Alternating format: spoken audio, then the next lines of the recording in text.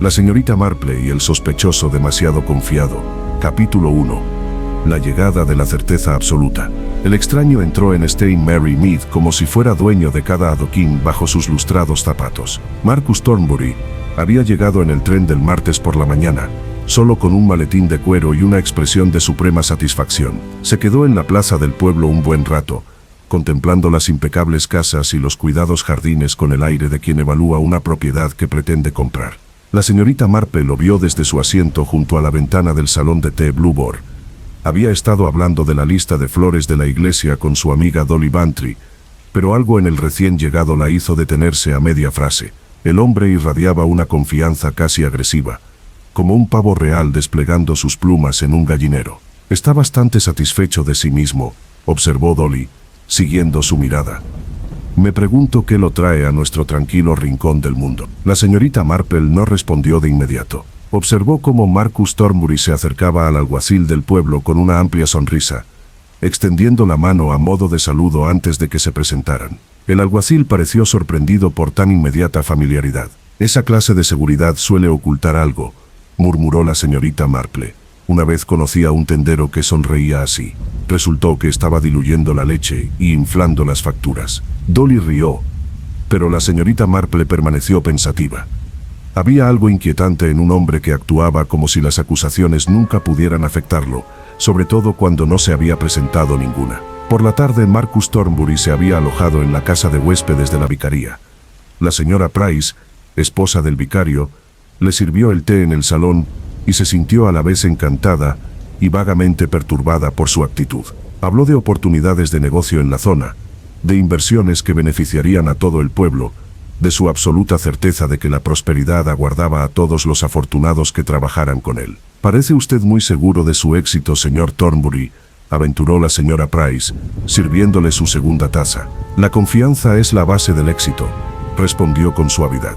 «Nunca he fracasado en nada que me haya propuesto, y no pienso empezar ahora». La declaración quedó suspendida en el aire como un desafío al destino mismo. Esa noche, el pueblo bullía de especulaciones. En la oficina de correos, la señorita Harnell declaró que el desconocido era un promotor inmobiliario con planes para la antigua finca Blackwell. En el bar, 3 granjeros murmuraban sombríamente sobre forasteros que llegaban a las zonas rurales con planes que solo los enriquecían a ellos. En la frutería, la joven Amy Fletcher le susurró a su madre que había visto al recién llegado estudiando un mapa del pueblo con intensa concentración. La señorita Marple escuchó todos estos fragmentos durante su habitual paseo vespertino. Se aseguró de pasar por la vicaría justo cuando Marcus Thornbury salía para su paseo. Él se inclinó hacia ella con exagerada cortesía. «Buenas noches, señora. ¿Qué pueblo tan encantador tienen aquí? Tan tranquilo, tan desprevenido». La última palabra le pareció a la señorita Marple una elección extraña. La mayoría de los visitantes habrían dicho, inmaculado o pintoresco. Desprevenido sugería que algo requería sospecha. «Somos una comunidad tranquila, señor Thornbury», respondió con suavidad. «Aunque nos damos cuenta de más de lo que algunos creen». Su sonrisa se ensanchó, pero no llegó a sus ojos. «Estoy seguro de que sí, señorita. Sin embargo, dudo mucho que se dé cuenta de todo». Se alejó antes de que ella pudiera responder. Su postura irradiaba esa misma seguridad exasperante. La señorita Marple se quedó inmóvil, repasando mentalmente el peculiar intercambio. El hombre no había sido exactamente grosero, pero sí despectivo, de una manera que sugería que se consideraba varios pasos por delante de todos los que lo rodeaban. Esa noche en casa, se sentó en su sillón favorito junto a la ventana, con las agujas de tejer moviéndose a un ritmo constante. Las farolas proyectaban rayos de luz amarilla sobre la calle vacía. A lo lejos, un perro ladró 2 veces y se quedó en silencio. La señorita Marple reflexionó sobre la confianza y lo que ésta revelaba sobre el carácter. En su experiencia, las personas verdaderamente capaces rara vez presumían sus habilidades con tanta descaro. Simplemente se desempeñaban bien y dejaban que los resultados hablaran por sí solos. Quienes proclamaban su superioridad a la menor oportunidad solían hacerlo por temor a que los demás no se dieran cuenta. Marcus Thornbury no le pareció temeroso. Todo lo contrario. Parecía convencido de su propia invulnerabilidad, como si las reglas que regían a los demás simplemente no le fueran aplicables. Había conocido a varios individuos de ese tipo a lo largo de los años. Algunos eran excéntricos inofensivos, Otros eran peligrosos de maneras que solo se hacían evidentes después de causar daños considerables. La pregunta era en qué categoría se encontraba ese extraño en particular. Sus agujas tintineaban suavemente en la silenciosa habitación. Afuera el pueblo dormía plácidamente, ajeno a que algo había cambiado en su atmósfera. La señorita Marple no habría podido expresar con precisión qué le preocupaba de Marcus Thornbury. Era más bien una cuestión de impresiones acumuladas, como ciertas nubes que prometían lluvia incluso antes de que cayeran las primeras gotas. Lo observaba atentamente. Escuchaba lo que decían los demás y anotaba lo que no decían. Prestaba atención a los pequeños detalles que revelaban su carácter con más precisión que cualquier conversación superficial, porque si algo le había enseñado su larga vida, era esto: cuando alguien actúa como si no hubiera sospechas, suele ser porque tiene algo muy específico que ocultar. Y según la experiencia de la señorita Marple, los secretos de los pueblos pequeños nunca permanecían enterrados durante mucho tiempo. Capítulo 2. El cadáver en la biblioteca. El grito se produjo exactamente a las 8:15 de la mañana del miércoles. La señora Clement, la limpiadora de Gossington Hall, había llegado a sus labores habituales esperando encontrar solo estanterías polvorientas y tazas de té del día anterior. En cambio, encontró al coronel Prothero, despatarrado sobre la alfombra persa de la biblioteca, completamente muerto. La noticia llegó a la señorita Marple en 20 minutos, llevada por el joven y sin aliento Tom Briggs, quien repartía leche y chismes a partes iguales. Ella estaba podando rosas en su jardín delantero cuando él se detuvo de golpe ante su portón. Señorita Marple, ha habido un asesinato. El coronel está muerto en su propia biblioteca, y dicen que ocurrió anoche. Dejó las tijeras de podar con cautela. El coronel Prothero había sido una figura habitual en la vida del pueblo durante 30 años, un militar retirado con opiniones firmes sobre todo y enemigos acumulados por pura fuerza de carácter. Su muerte fue impactante, pero quizá no del todo sorprendente. ¿Quién lo encontró, Tom? La señora Clement. Corrió hasta la comisaría sin siquiera detenerse a buscar su abrigo. Dicen que le destrozaron la cabeza con esa estatua de bronce que tenía en su escritorio, la del caballo. La señorita Marple asimiló esta información en silencio. La elección del arma sugería espontaneidad, en lugar de planificación minuciosa, pasión en lugar de cálculo frío. Le dio las gracias a Tom y entró a buscar su sombrero y sus guantes. Para cuando llegó a Gossington Hall, un pequeño grupo se había reunido a una distancia prudencial de la entrada. El inspector Slack, de la policía del condado, ya había llegado, con su coche aparcado en un ángulo agresivo cerca de la entrada. El inspector nunca había simpatizado con el interés de la señorita Marple por los asuntos penales, pero ella había encontrado la manera de averiguar lo que necesitaba a pesar de su cooperación. Dolly Bantry se encontraba entre los espectadores, pálida bajo su maquillaje matutino. Se aferró al brazo de la señorita Marple en cuanto apareció. Es absolutamente espantoso. Arthur conocía al coronel desde hacía décadas. Sirvieron juntos en la India. ¿Quién habría podido hacer algo así?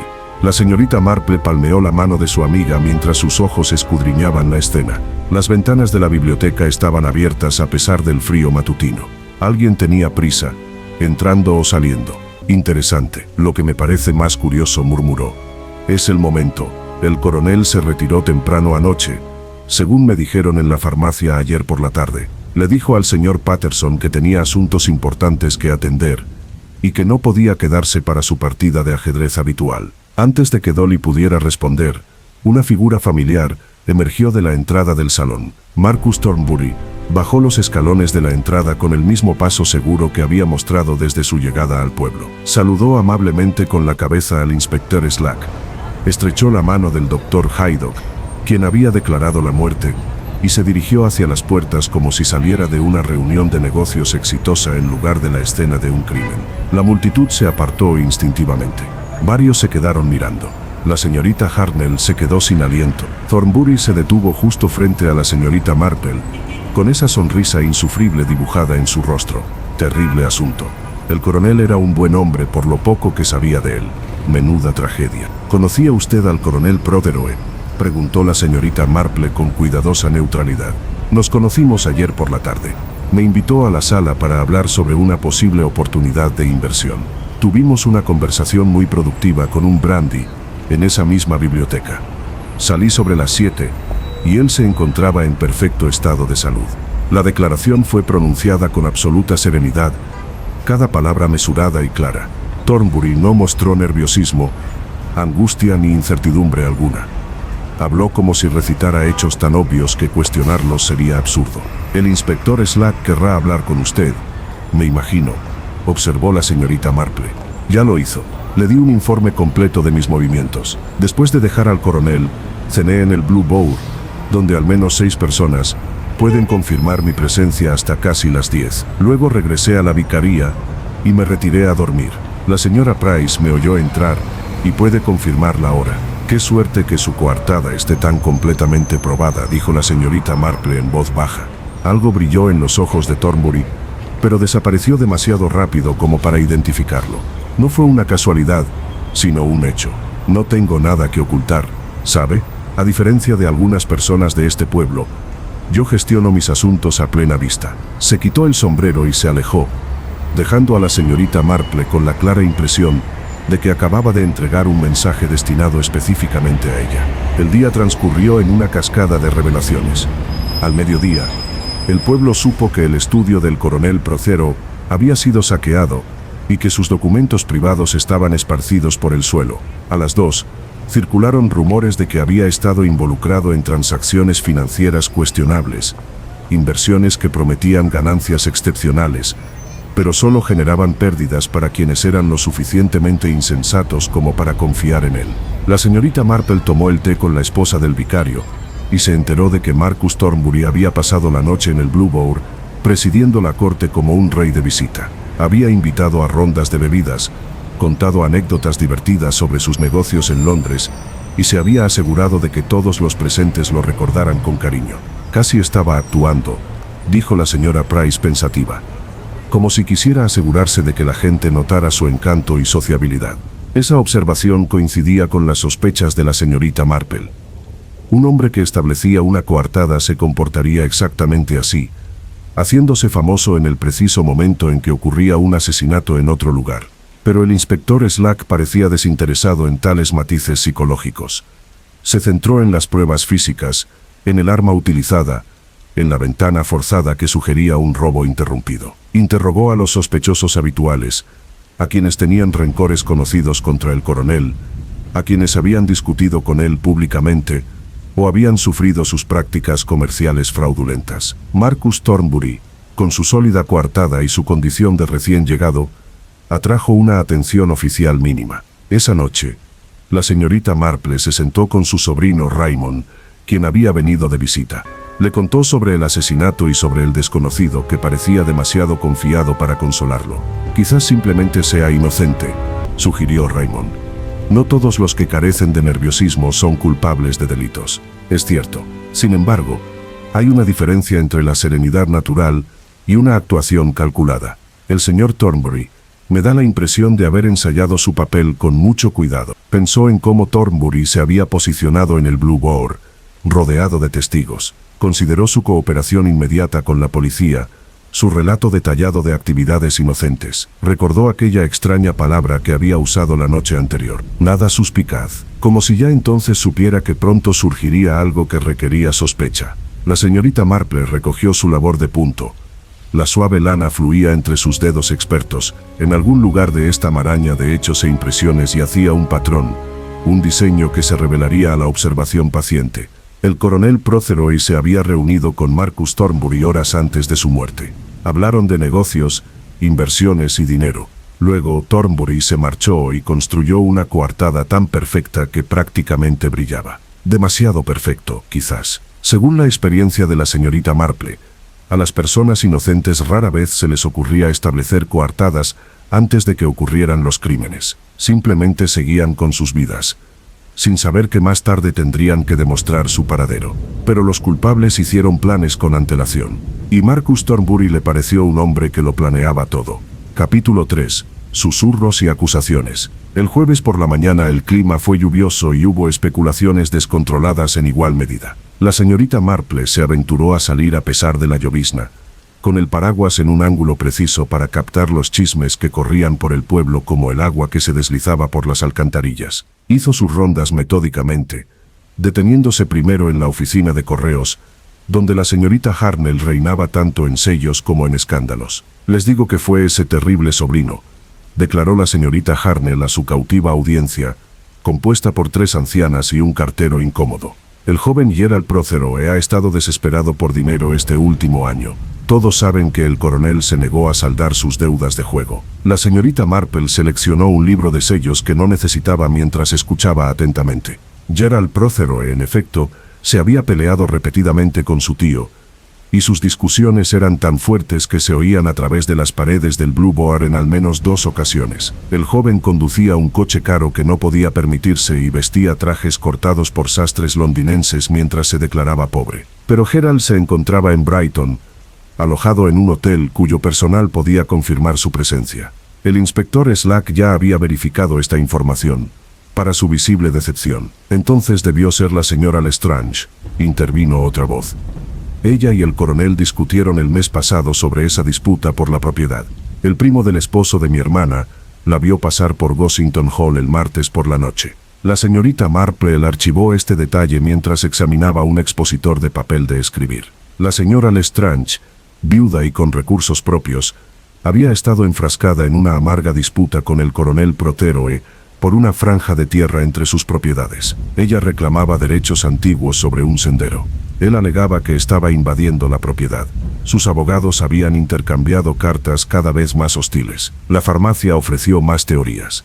El señor Patterson, aún conmocionado por la pérdida de su compañero de ajedrez, sugirió que quizás alguien del pasado militar del coronel finalmente lo había encontrado. Sirvió en lugares difíciles, India, Birmania, incluso una temporada en Afganistán.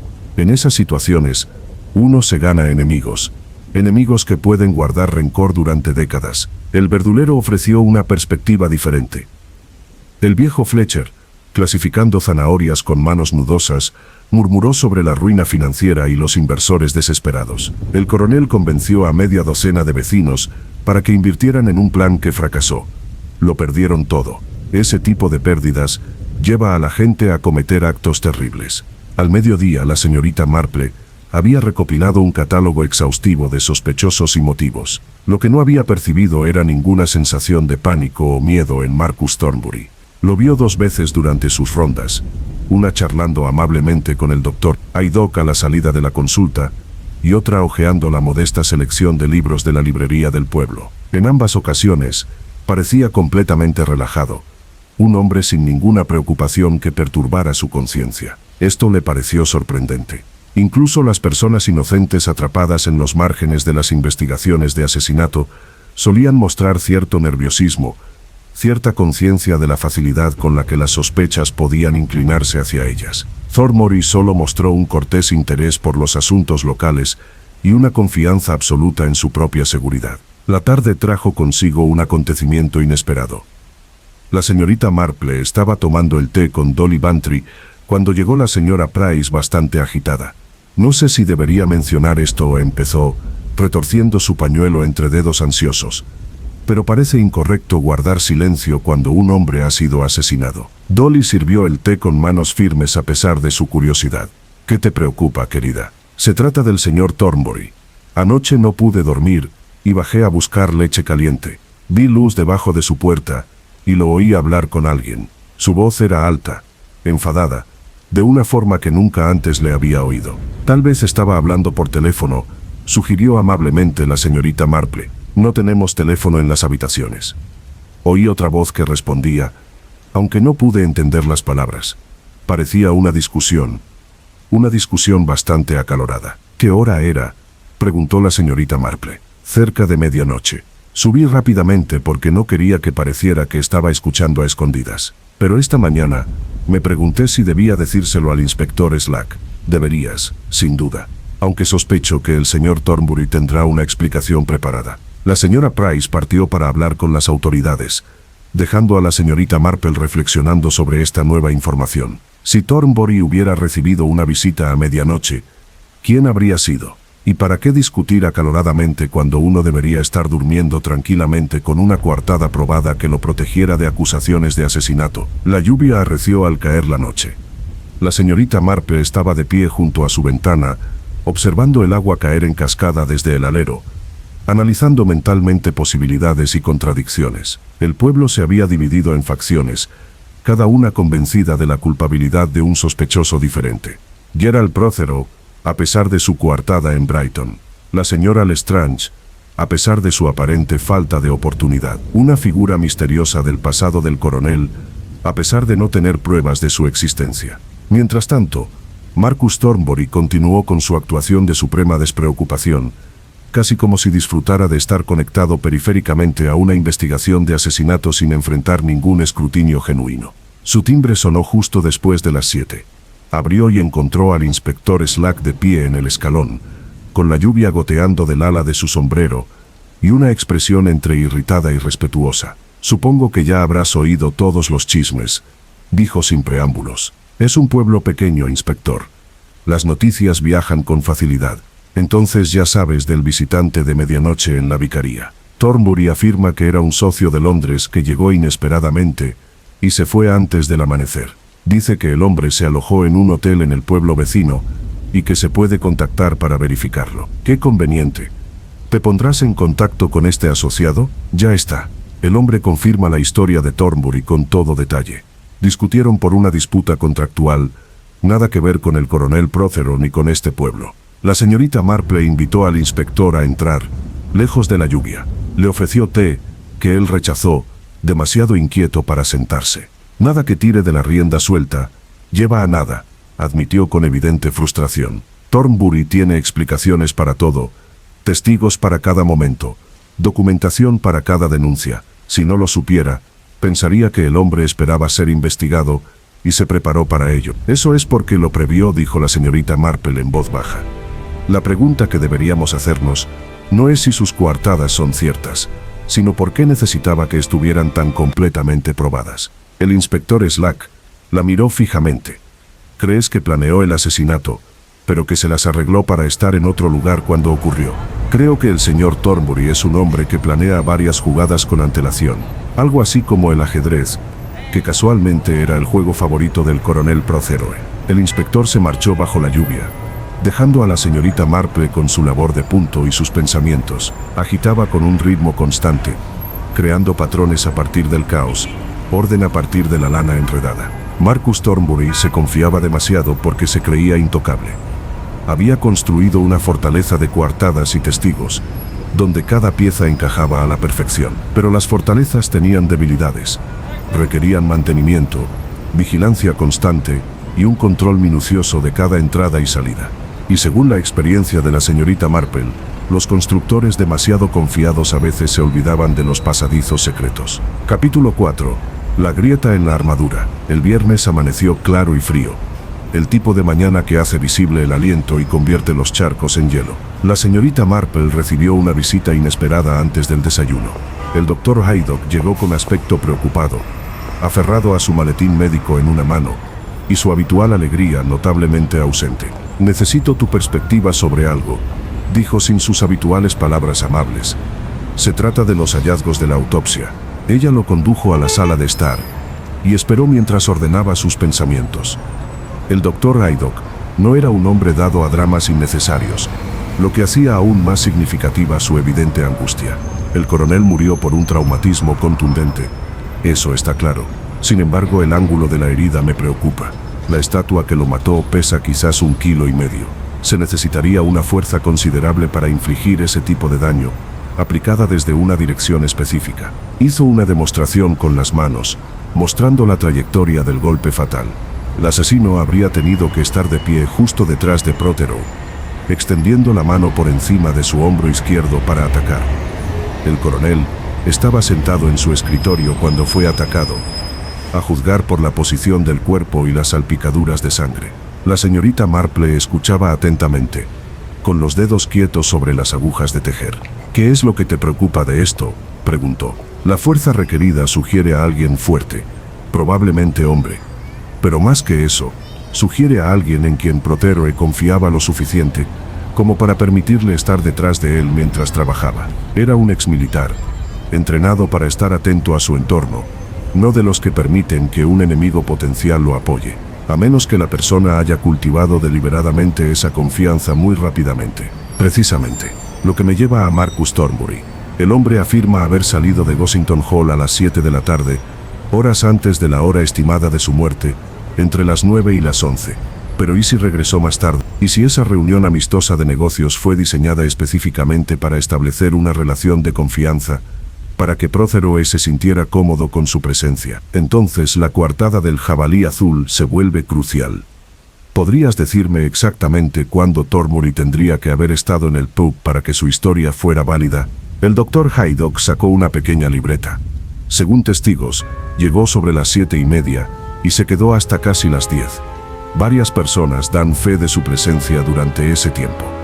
Invitó a bebidas, contó historias y mantuvo conversaciones que varios clientes recuerdan con detalle. La señorita Marple se levantó y se acercó a la ventana, analizando mentalmente plazos y posibilidades. Gossington Hall se encontraba a unos 20 minutos a pie del centro del pueblo, 15 si uno se apresuraba. El jabalí azul ocupaba la plaza principal, visible desde numerosas tiendas y casas. Para que Thornbury hubiera cometido el asesinato, tendría que haber salido del pub sin ser visto, haber caminado o conducido hasta el hall, haber matado al coronel y haber regresado sin que nadie notara su ausencia. Hice averiguaciones, continuó el Dr. Haydock. Nadie recuerda que saliera del salón principal del pub en ningún momento durante esas horas cruciales. Se sentó en una mesa central, donde permanecía claramente visible, casi teatralmente visible, murmuró la señorita Marple, como para asegurar la máxima cobertura de testigos. Tras la partida del médico, la señorita Marple se puso su abrigo más abrigado y partió hacia el Blue Boar. La gente de la mañana aún no había llegado, lo que dejaba al dueño del pub, el señor Benson, libre para charlar mientras lustraba vasos. Quería preguntarle sobre el martes por la noche, empezó. En concreto, sobre la visita del señor Thornbury. Benson se alegró al instante. Ah, sí, qué generoso. Invitó a 3 rondas para la casa y entretuvo a todos con historias de Londres. Causó una gran impresión. ¿Estuvo presente todo el tiempo? No se movió de su asiento. Bueno, salvo cuando salió brevemente del coche atrás, alrededor de las 8:30. La señorita Marple sintió una leve emoción al descubrir algo, cuidadosamente disimulada tras un interés cortés.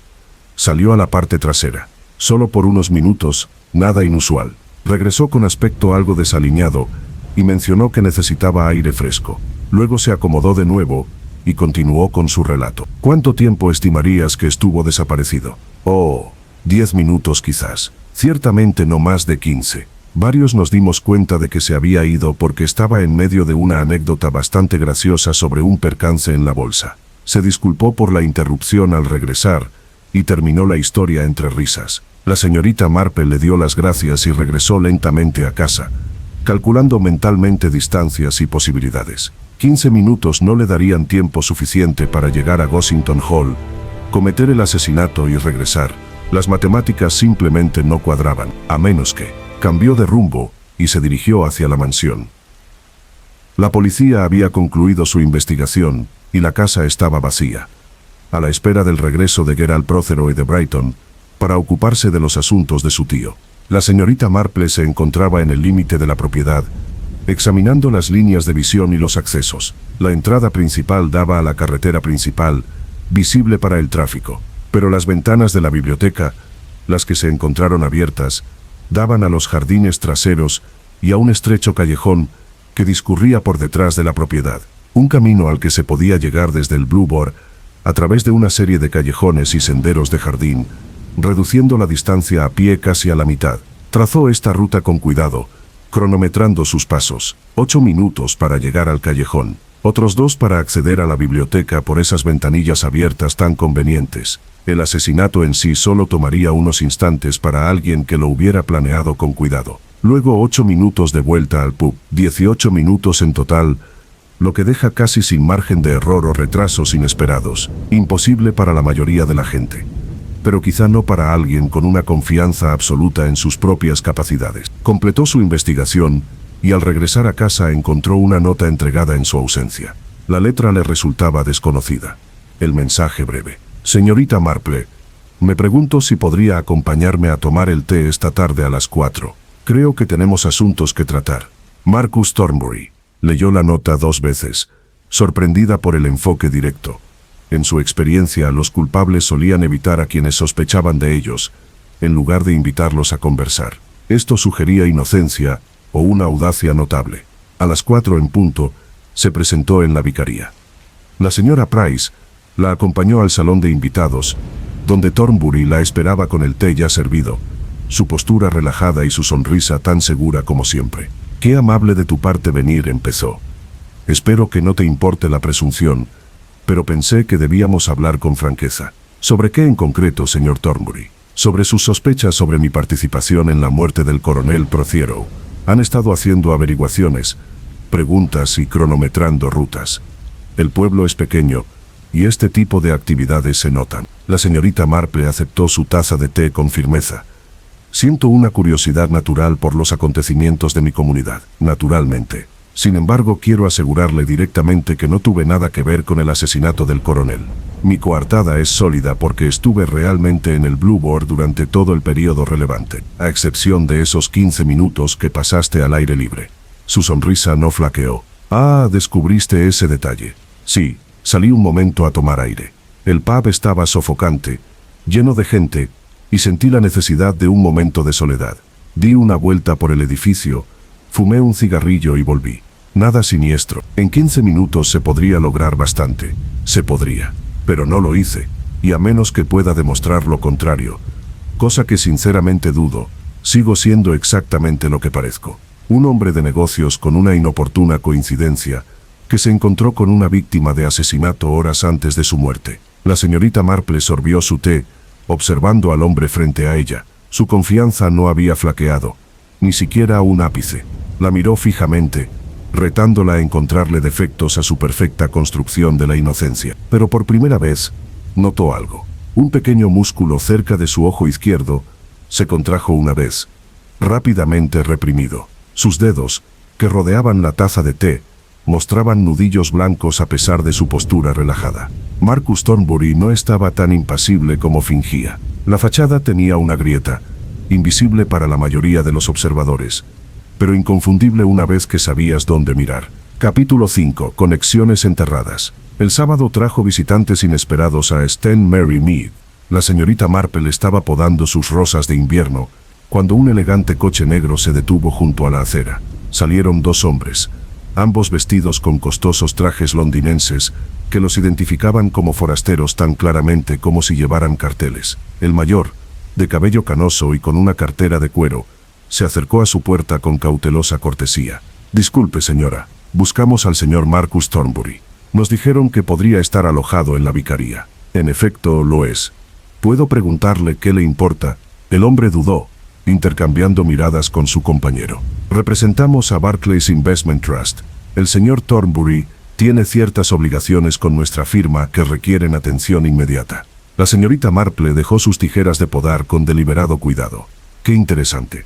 Tenía la impresión de que el señor Thornbury se dedicaba a la promoción inmobiliaria, no a los fondos de inversión. El joven dio un paso al frente, con una expresión más severa que la de su colega. «El señor Thornbury se dedica a todo lo que genere ganancias, sin importar los daños. Llevamos 3 semanas buscándolo. Debe a nuestros clientes casi 40.000 libras». La cifra flotaba en el aire como una acusación.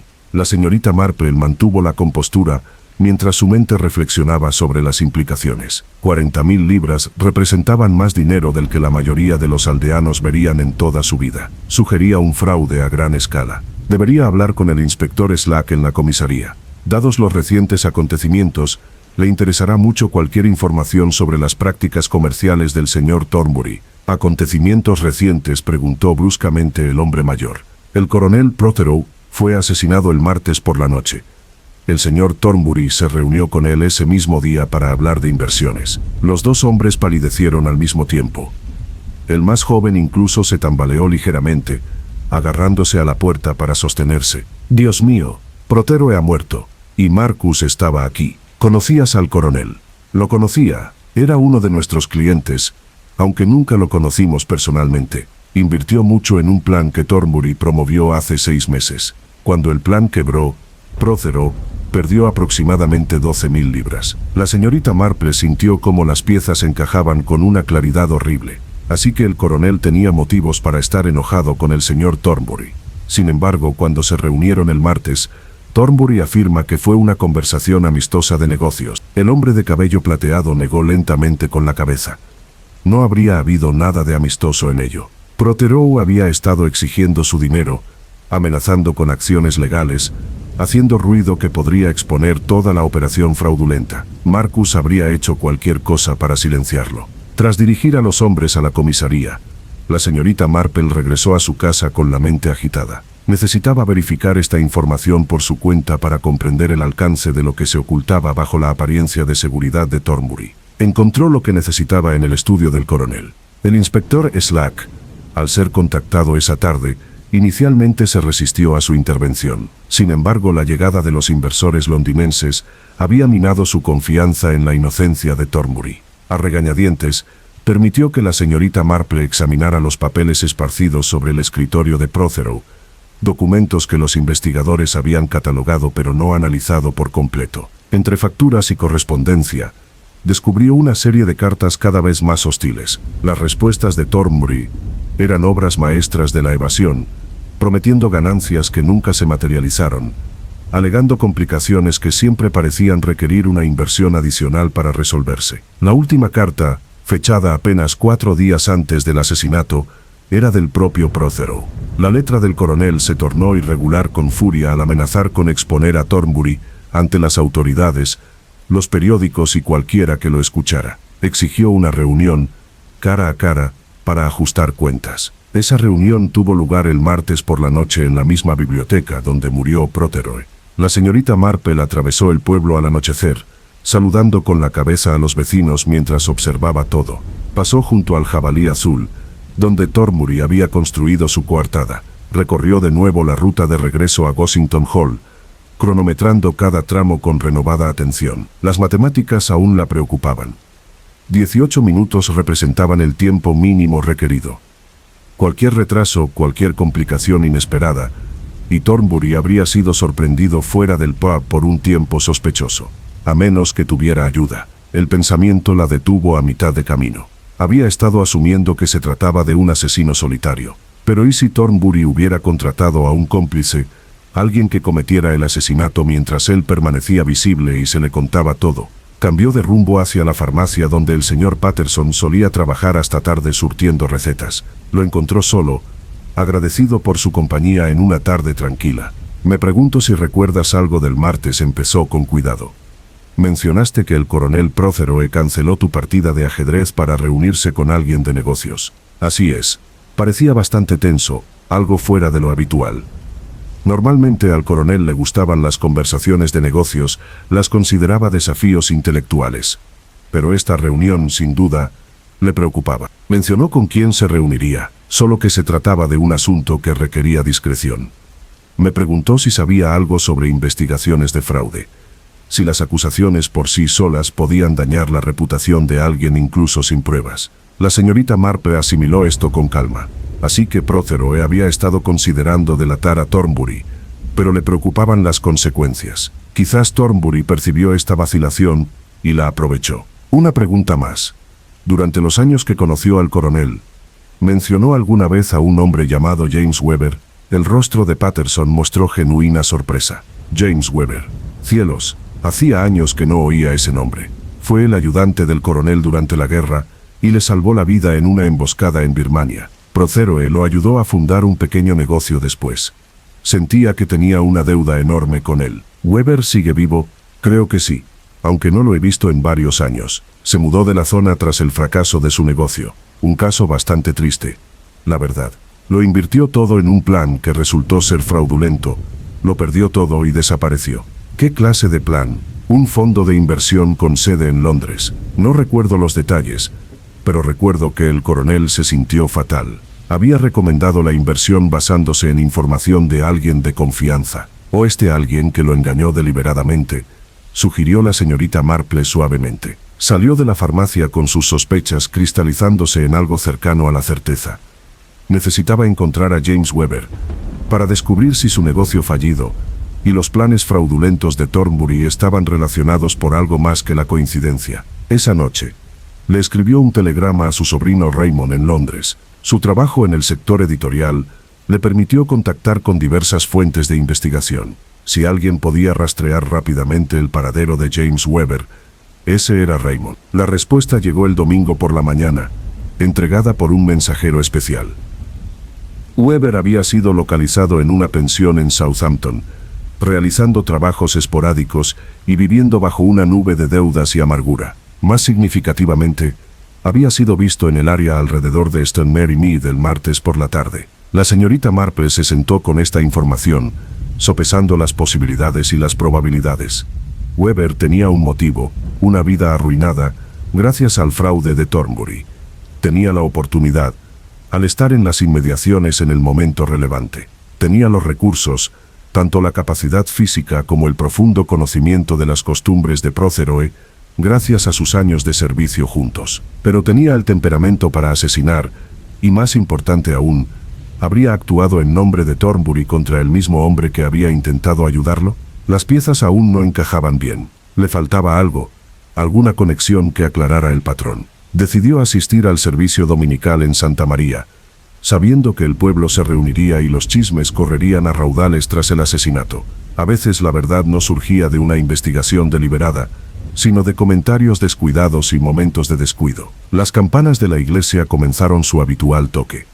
La señorita Marple recogió su libro de oraciones y sus guantes, preparándose para escuchar atentamente lo que decía la gente, y aún más importante, lo que evitaban decir, porque en su experiencia, los intervalos en la conversación a menudo revelaban más que las palabras mismas. Capítulo 6.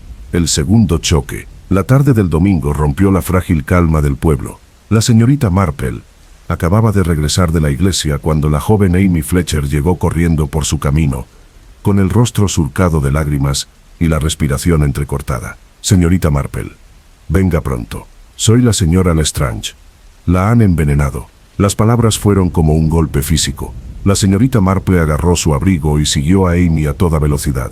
Corrieron hacia la cabaña de los Lestrange, a las afueras del pueblo, donde el coche del doctor Haydock ya estaba aparcado en un ángulo incómodo en el camino de entrada. Dentro reinaba un caos controlado. El doctor Haydock atendía a la señora Lestrange, quien yacía en el sofá de su sala, con el rostro pálido y contraído por el dolor, respirando superficial y dificultosamente. El inspector Slack permanecía a un lado, con expresión sombría, mientras le daba órdenes a la gente. ¿Qué pasó?, preguntó la señorita Marple en voz baja. La señora Dale, la ama de llaves, respondió entre lágrimas. Tomó su té dominical habitual a las 3. A los 20 minutos, se retorcía de dolor, vomitando, y apenas consciente. Mandé llamar al médico de inmediato. El doctor Haydock levantó la vista de su paciente.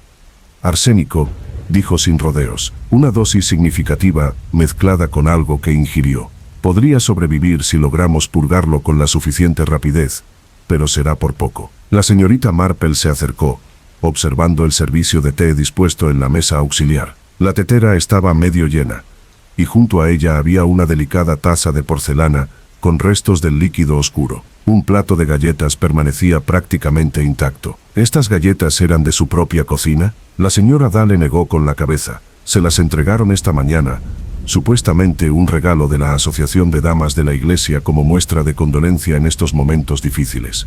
La nota decía que estaban recién horneadas. La señorita Marple recogió la nota con cuidado, sujetándola por los bordes. La letra era femenina, fluida, completamente desconocida. ¿Quién firmó esto? Sin firma, solo la frase de tus amigos de St. Mary's.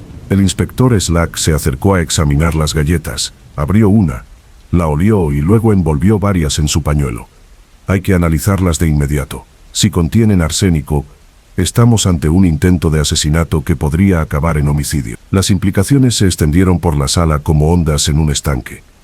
La señora Lestrange había sido sospechosa de la muerte del coronel Protheroe, y su disputa sobre la propiedad había proporcionado un motivo aparente. Ahora alguien había intentado matarla, ya sea para silenciarla o para eliminar otra amenaza potencial, o para desviar las sospechas del verdadero asesino. La señorita Marple salió para poder pensar sin distracciones.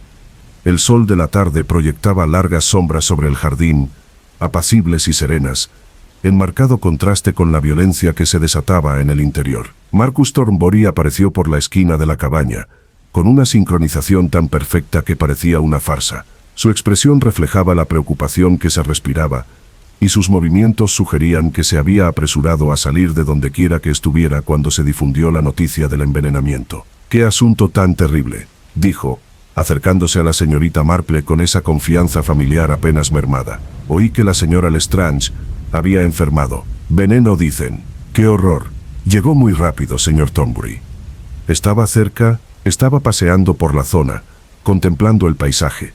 Por pura casualidad estaba cerca cuando empezó el alboroto». La pura casualidad parecía seguirlo a todas partes. La señorita Marple estudió su rostro, buscando grietas en su fachada. Él sostuvo su mirada fijamente, casi desafiante. «Parece que has tenido un mal momento», observó ella.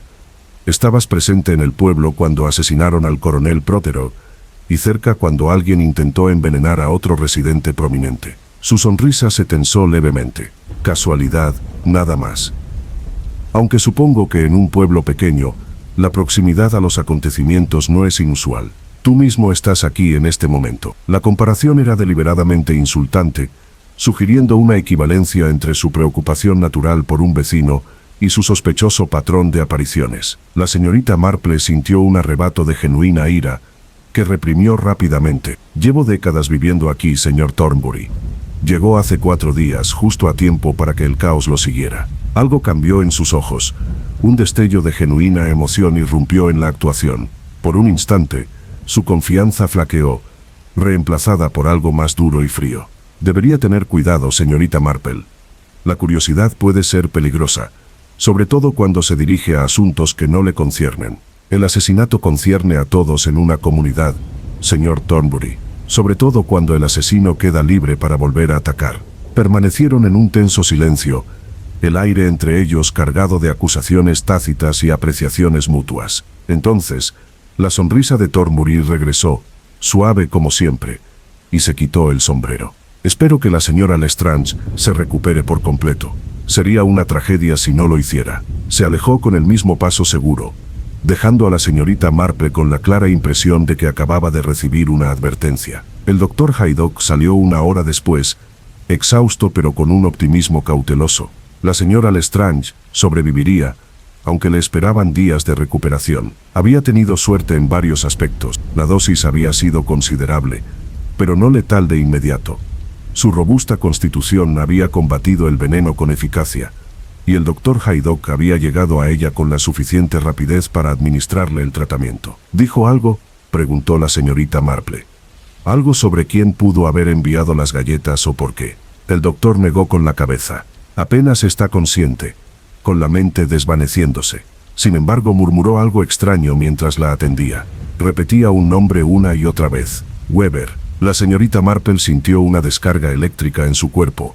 James Weber, el antiguo ordenanza del coronel, el hombre arruinado por el fraude de Thornbury, el hombre que había sido visto en la zona el martes. De pronto la conexión que había estado perdiendo se hizo evidente. Le dio las gracias al doctor Haydock y se apresuró a volver a casa, con la mente acelerada. Una vez allí, envió telegramas urgentes tanto al inspector Slack como a su sobrino Raymond. Había que encontrar a Weber de inmediato, antes de que pudiera hacerle daño a alguien más o desaparecer por completo, porque la señorita Marple ahora comprendía el patrón.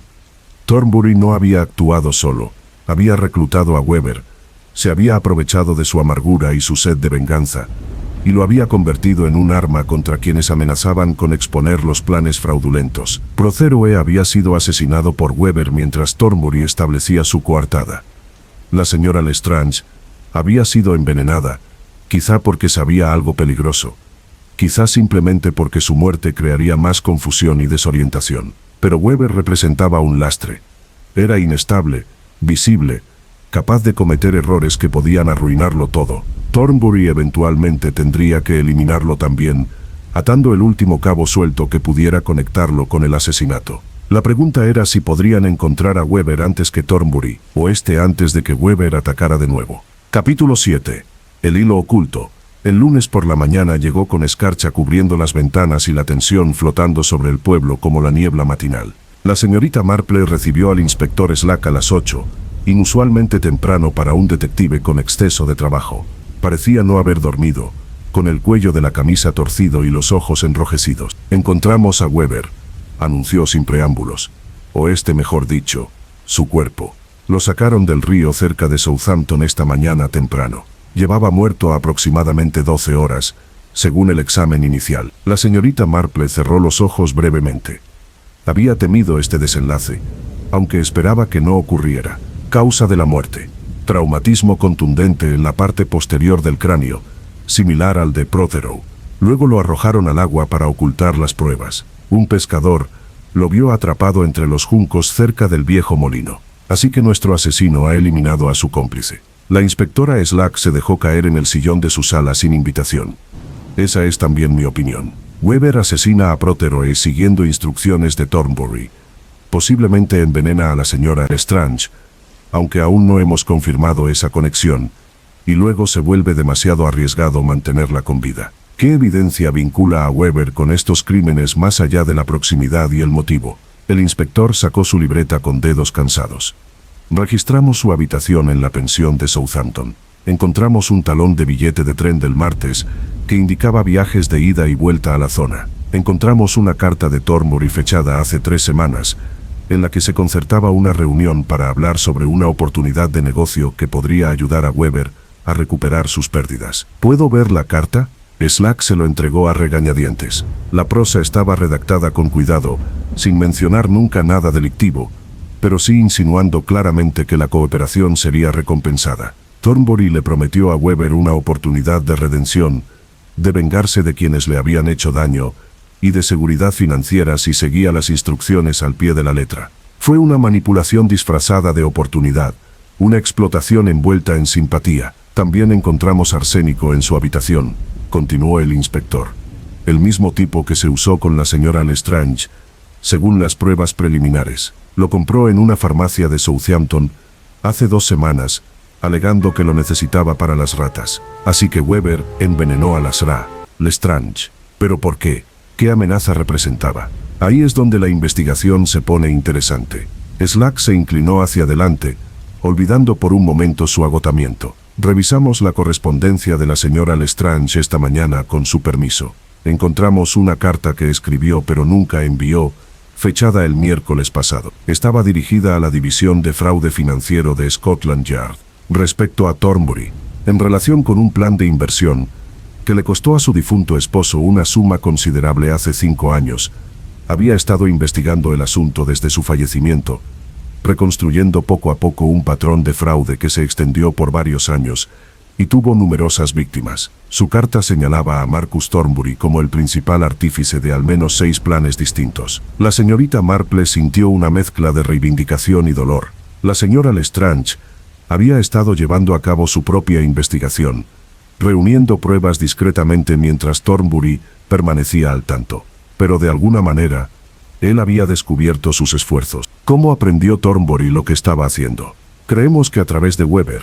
El inspector revisó sus notas. Weber se había estado comunicando con varias de las otras víctimas de Thornbury, comparando experiencias y construyendo un caso. Al parecer, la señora Lestrange lo contactó hace semanas, incluso antes de que Thornbury llegara a este pueblo. Quería testimonios sobre las pérdidas de su esposo. Weber le contó a Thornbury sobre su investigación, y Thornbury vio la oportunidad de eliminar múltiples amenazas simultáneamente. Ir a St. Mary Mead, donde vivían Prothero y la señora Lestrange.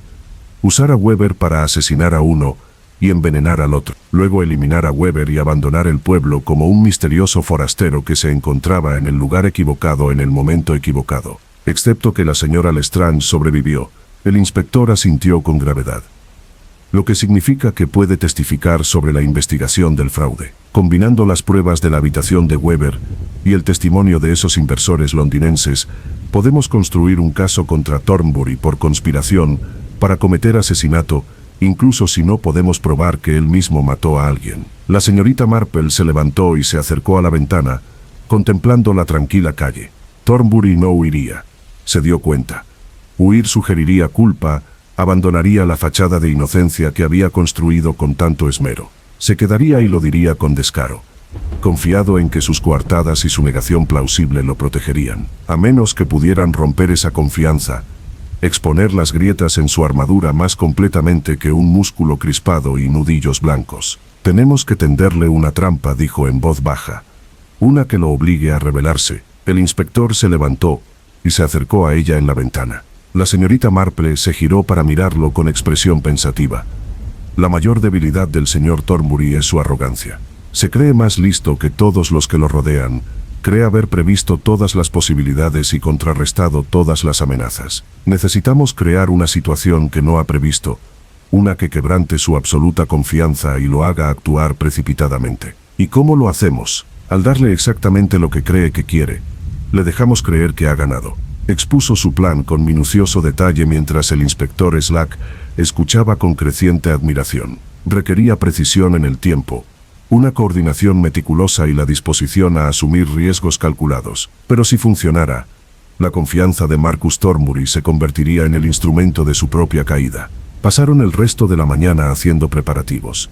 El inspector Slack contactó a sus superiores para obtener la aprobación de la operación. La señorita Marple solicitó la ayuda de varios aldeanos de confianza, personas que pudieran desempeñar su papel de forma convincente sin revelar la estrategia subyacente. Por la tarde todo estaba en su lugar. La señorita Marple esperaba sentada en su cabaña a la llegada de la noche, con sus agujas de tejer moviéndose al ritmo habitual. Pensó en Weber, un hombre destrozado por la codicia y la amargura, manipulado para cometer un asesinato y luego desechado como una herramienta rota. Pensó en el coronel Prothero, imperfecto pero inmerecedor de la muerte violenta que lo azotó. Pensó en la señora Lestrange, luchando por su vida porque se había atrevido a buscar justicia por las pérdidas de su esposo. Todos ellos víctimas de la suprema confianza de Marcus Thornbury, de su absoluta certeza de que actuaba por encima de las reglas que gobernaban a la gente común. Mañana esa confianza se pondría a prueba de maneras que nunca había imaginado. Y la señorita Marple tenía la intención de estar allí cuando finalmente se rompiera por completo. Capítulo 8. La trampa del cuidado. El martes por la mañana trajo un calor inusual y el susurro de rumores fabricados. La señorita Marple preparó el escenario con deliberada precisión. Se ubicó en la oficina de correos justo cuando la señorita Harmel recogería el correo matutino, asegurando así la máxima distribución de la información cuidadosamente preparada. Realmente no debería decir nada, empezó la señorita Marple con voz intencionada. Pero ayer por la noche recibí noticias inquietantes del inspector Slack. La señorita Harnell picó el anzuelo al instante, acercándose con curiosidad. ¿Qué noticias, querida? Algo sobre la investigación. Al parecer, la señora Lestrange recuperó la conciencia por completo. Ha estado hablando con las autoridades, proporcionando detalles sobre asuntos relacionados con su envenenamiento y el asesinato del coronel Prothero. El inspector pareció bastante satisfecho con sus revelaciones. ¡Cielos! Por fin saben quiénes cometieron estos terribles crímenes. La señorita Marple bajó la voz casi hasta un susurro, obligando a la señorita Harnell a avanzar. Mencionó un nombre, alguien inesperado, pero el inspector Slack me hizo prometer que no lo mencionaría públicamente hasta que se hicieran arrestos. Teme que el culpable huya si se le avisa. Salió de la oficina de correos sabiendo que los chismes se extenderían como la pólvora por todas las tiendas y salones del pueblo. En cuestión de horas, Marcus Thornbury oiría rumores sobre el testimonio de la señora Lestrange y los arrestos inminentes. La segunda fase se desarrolló en el Blue Board durante la hora del almuerzo. El doctor Haydock, bien informado sobre su función, presidía su mesa habitual, hablando lo suficientemente alto como para que los comensales cercanos pudieran oírlo. Una recuperación notable, realmente notable. La constitución de la señora Lestrange es más fuerte de lo que esperaba. Su memoria se mantiene bastante nítida a pesar del arsénico. Recordaba detalles de las semanas previas a su envenenamiento con perfecta claridad. Nombres, fechas, correspondencia, todo conservado. El señor Benson, limpiando la barra, cumplió su parte impecablemente. Estará lo suficientemente bien para testificar entonces, en cuestión de días, creo. El inspector Slack ya le ha tomado declaración preliminar. La declaración formal se realizará cuando recupere un poco más de fuerza. Pero la información crucial ya está disponible. La señorita Marple, sentada en un rincón tejiendo, observaba de reojo la reacción de Thornbury. Estaba sentado a 3 mesas de distancia, aparentemente leyendo un periódico, pero ella notó cómo sus dedos se tensaban sobre las páginas, cómo apretaba la mandíbula casi imperceptiblemente. Por la tarde llegó el tercer elemento de su estrategia. El inspector Slack hizo un gran alarde al salir del pueblo en su coche, anunciando a gritos en la comisaría que necesitaba consultar con Scotland Yard sobre nuevas pruebas. Regresaría a la mañana siguiente con más investigadores. En realidad solo condujo hasta el siguiente pueblo antes de regresar por caminos agrícolas para ubicarse en un discreto punto estratégico cerca de la cabaña de la señora Lestrange. Porque la señorita Marple había predicho, con fría certeza, que Thornbury intentaría silenciar a la señora Lestrange para siempre antes de que pudiera ofrecer un testimonio perjudicial. Un hombre que ya había orquestado 2 asesinatos y organizado un tercero no dudaría en cometer un cuarto cuando su libertad pendía de un hilo. Su confianza podría estar desmoronándose, pero la desesperación lo impulsaría a una última y audaz acción. Simplemente necesitaban atraparlo en el acto. La tarde cayó con una quietud inusual. El pueblo parecía contener la respiración, aunque la mayoría de los residentes permanecían ajenos al drama que se avecinaba. La señorita Marple se apostó junto a su ventana con las luces apagadas, observando la calle en busca de movimiento. La cabaña de la señora Lestrange estaba a oscuras, salvo por una lámpara en el dormitorio del piso superior, donde supuestamente descansaba la paciente. En realidad, la señora Lestrange había sido trasladada horas antes a casa del doctor Haydock. La figura visible a través de las cortinas era la señora Dale, el ama de llaves, interpretando el papel de inválida postrada en cama con una destreza teatral inesperada. 2 agentes esperaban dentro de la casa, ocultos en habitaciones con vistas despejadas a los posibles puntos de entrada. El inspector Slack se agazapó en el cobertizo del jardín con otro agente. El doctor Haydock permaneció en su casa con la señora Lestrange, listo para responder si se requería asistencia médica. La trampa estaba preparada. Ahora solo faltaba que su presa la activara. Pasaron las 9 sin que se produjera ningún movimiento. Luego las 10. La señorita Marple empezó a preguntarse si la cautela de Thornbury podría contrarrestar su desesperación, si preferiría huir antes que arriesgarse a otro asesinato. A las 10:30, una figura emergió de las sombras cerca del camino detrás de la cabaña. Incluso en la oscuridad, la señorita Marple reconoció el paso seguro y la postura de los hombros. Marcus Thornbury se acercó a la casa de la señora Lestrange con paso cauteloso, deteniéndose con frecuencia para asegurarse de que ningún testigo observara sus movimientos. Llevaba algo en la mano derecha, aunque la distancia y la oscuridad impedían identificarlo con claridad. Quizás un arma, o más veneno, o algún otro instrumento de muerte. La señorita Marple lo vio llegar a la puerta trasera. La probó con cuidado y la encontró sin llave, como habían dispuesto deliberadamente. Se deslizó dentro con soltura, como un hombre acostumbrado a la intrusión ilegal. Contó lentamente hasta 30, dándole tiempo para comprometerse plenamente con el crimen, para ir más allá de cualquier posible explicación inocente para su presencia. Luego encendió la lámpara en el alféizar de su ventana. La señal provocó una respuesta instantánea. Las luces se encendieron por toda la casa de la señora Lestrange. Los agentes salieron de sus escondites. El inspector Slack irrumpió por la puerta trasera, con su agente pisándole los talones. Los gritos resonaron en la tranquila calle. Los vecinos abrieron las ventanas de par en par para presenciar la conmoción. En cuestión de segundos, se congregó una multitud a pesar de la hora. La señorita Marple se puso el abrigo y corrió a unirse a la escena. Al llegar, encontró a Marcus Thornbury de pie en la sala de estar de la señora Lestrange, rodeado de policías, con el rostro convertido en una máscara de inocencia ultrajada. «Esto es absurdo», declaró con notable serenidad dadas las circunstancias. «Vi actividad sospechosa cerca de la cabaña y vine a investigar, preocupado por la seguridad de la señora Lestrange.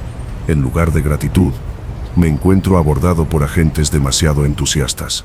El inspector Slack levantó una botellita con expresión sombría. «Entonces quizás pueda explicar por qué llevaba cloroformo y una cuerda. Equipo estándar para vecinos preocupados, ¿no?». La mirada de Thornbury se posó en los objetos, con un cálculo visible tras su fachada. «Encontré esos objetos fuera de la puerta trasera. Obviamente alguien más tenía intenciones de hacer daño, e interrumpí sus planes». Las mentiras fluían con fluidez. Cada explicación elaborada para parecer plausible, para crear una duda razonable. Pero la señorita Marple notó lo que los demás podrían pasar por alto. El ligero temblor en sus manos, el pulso acelerado visible en su garganta, el brillo de sudor en su frente a pesar del frescor de la noche. La confianza suprema se estaba desmoronando. La señora Dales salió del piso de arriba, quitándose el pañuelo que llevaba para simular las canas de la señora Lestrange.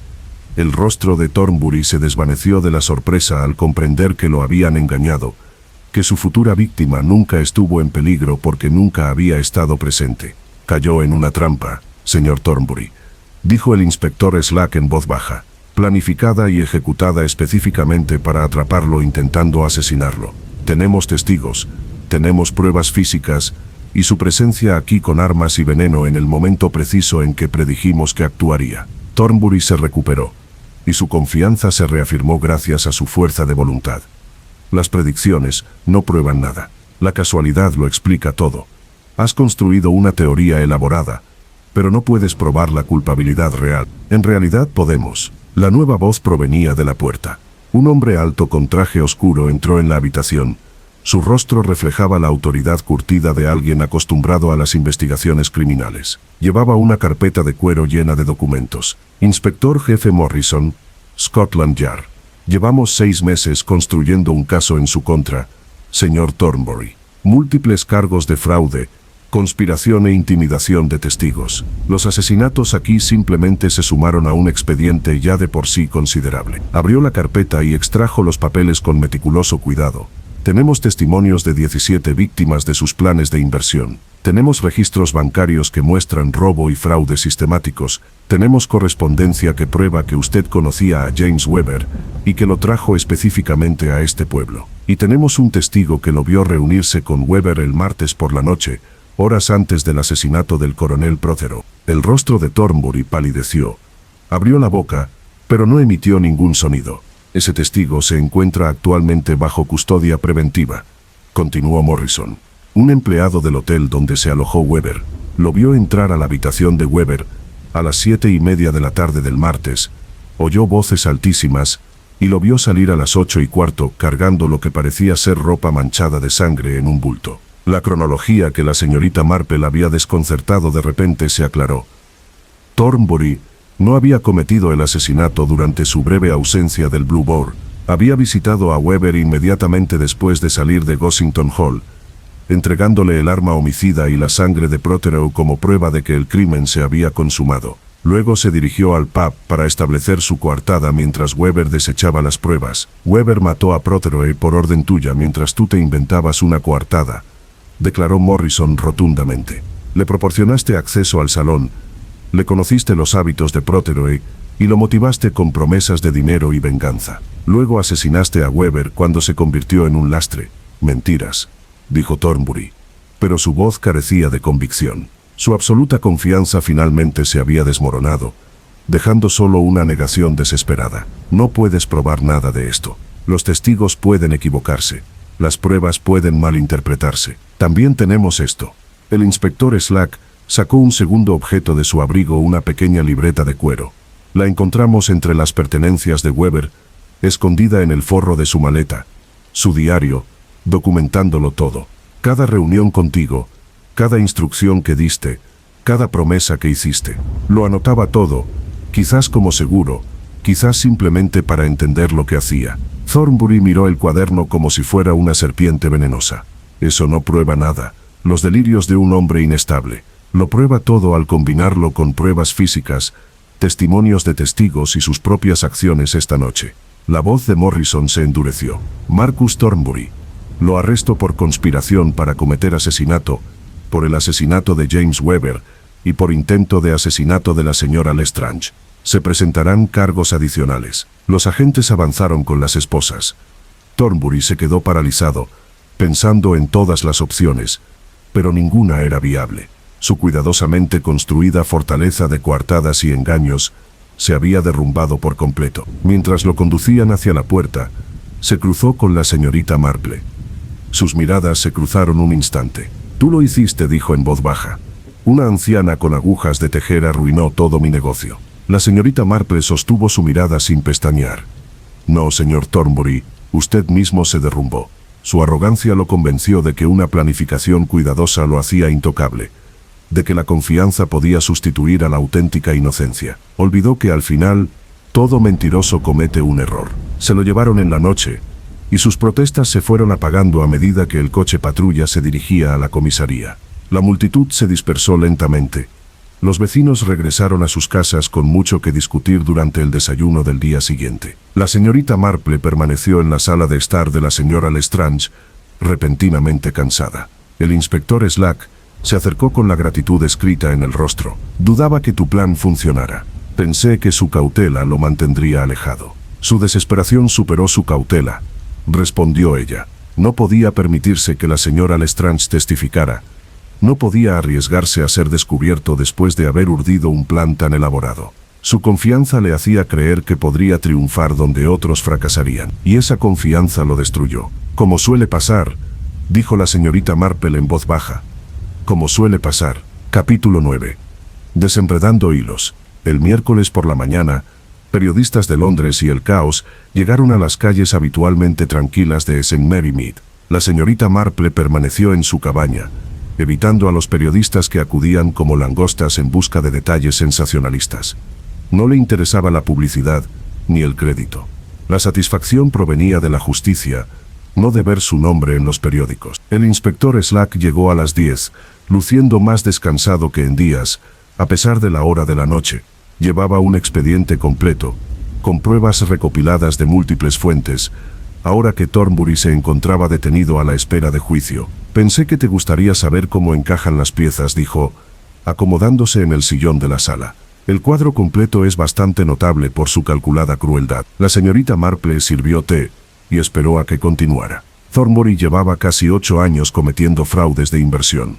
Creaba empresas falsas, captaba inversores con promesas de rentabilidad excepcional, cobraba su dinero y desaparecía antes de que nadie se diera cuenta de que toda la operación era un montaje. Operaba con diferentes nombres en distintas ciudades, siempre mudándose antes de que las autoridades pudieran atraparlo. Un estafador en el sentido más estricto de la palabra, observó la señorita Marple. Exactamente. Pero hace 6 meses, su plan en Londres fracasó prematuramente. Demasiadas víctimas intercambiaron información demasiado rápido. Escapó por poco del arresto, pero Scotland Yard abrió una investigación. Necesitaba desaparecer por completo, establecer una nueva identidad y empezar de cero en una zona diferente. Entonces, ¿por qué venir a St. Mary Mead? ¿Por qué arriesgarse a estar cerca de sus víctimas anteriores? Ahí es donde la cosa se pone diabólica. El inspector consultó sus notas. Thornbury descubrió que 2 de sus víctimas, Prothero y la señora Lestrange, vivían en el mismo pueblito, y lo que es más importante, se enteró de que la señora Lestrange había estado preparando un caso en su contra, reuniendo pruebas que podrían conducir a un proceso judicial, a través de la correspondencia de Weber. Exactamente. Weber había estado comparando experiencias con otras víctimas, y la señora Lestrange coordinaba esos esfuerzos. Thornbury vio la oportunidad de eliminar la principal amenaza a su libertad, y al mismo tiempo, castigar a Prothero por exigir su dinero tan públicamente. Reclutó a Weber, explotando la amargura del hombre. Weber era perfecto para sus propósitos. Exmilitar familiarizado con la violencia, lo suficientemente desesperado como para considerar acciones extremas, y ya conectado con ambas víctimas a través de su relación con Prothero. Thornbury le prometió 50.000 libras una vez que los asesinatos se completaran y pudieran acceder con seguridad a las cuentas que Thornbury había ocultado bajo nombres falsos. Dinero que Weber nunca recibiría porque Thornbury tenía la intención de matarlo desde el principio. El inspector asintió con gravedad. Encontramos borradores de esa promesa entre las pertenencias de Thornbury, redactados y reescritos para que sonaran convincentes, sin que tuvieran validez legal. Nunca tuvo intención de pagar. Weber era simplemente una herramienta que debía desecharse una vez que su utilidad terminara. La señorita Marple sintió una profunda tristeza por James Weber, un hombre destruido primero por el fraude y luego por su propio deseo de venganza. Había permitido que la amargura lo transformara de víctima en asesino, sellando su propio y trágico destino. Cuéntame qué pasó realmente el martes por la noche, pidió.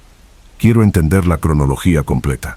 El inspector Slack dispuso fotografías y documentos, reconstruyendo la secuencia de los hechos. Thornbury llegó a St. Mary Mead el martes por la mañana, estableciendo su presencia y su tapadera sobre oportunidades de negocio. Se reunió con Prothero esa tarde, según lo acordado, aparentemente para hablar sobre la devolución de la inversión del coronel. En realidad estaba estudiando la distribución de la biblioteca, observando las ventanas, identificando la estatua de bronce que se convertiría en el arma homicida. Salió de Gossington Hall a las 7 con Prothero, aún con vida, pero marcado para morir. Fue directamente a la habitación del hotel de Weber en el pueblo vecino. Allí dio las últimas instrucciones. Weber debía entrar por las ventanas de la biblioteca a las 9:30, golpear a Prothero por la espalda mientras trabajaba en su escritorio, saquear el estudio para simular un robo y salir por las mismas ventanas.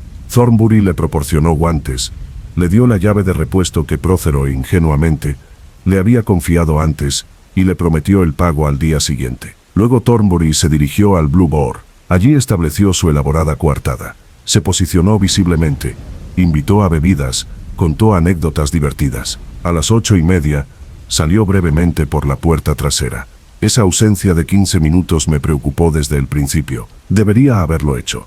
Durante esos 15 minutos, Thornbury se encontró con Weber en el callejón detrás del pub.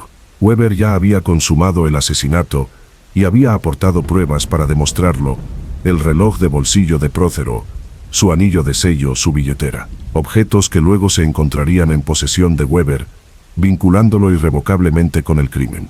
Thornbury aceptó estos trofeos y regresó al pub, completando su coartada mientras Weber se deshacía del arma homicida y huía de la zona.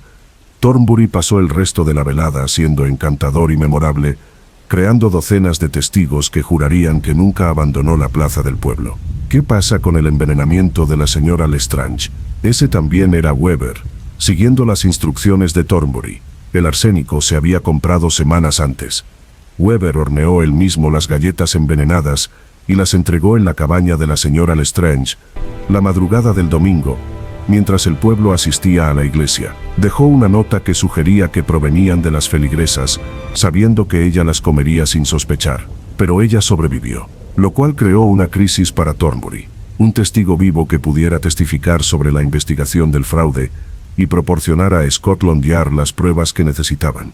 Tenía que eliminarla antes de que se recuperara lo suficiente como para hablar con las autoridades. Así que planeó terminar el trabajo él mismo, usando cloroformo para someterla silenciosamente. Luego fingió un suicidio o un accidente. La cuerda sugería que pretendía ahorcarla, dando la impresión de que se había quitado la vida desesperada por ser sospechosa del asesinato de Prothero. La señorita Marple dejó su taza de té con un chasquido seco. Las capas de engaño son asombrosas. Manipuló a Weber, engañó a Prothero y incriminó a la señora Lestrange, todo ello manteniendo una apariencia de inocente preocupación. Era extraordinariamente inteligente.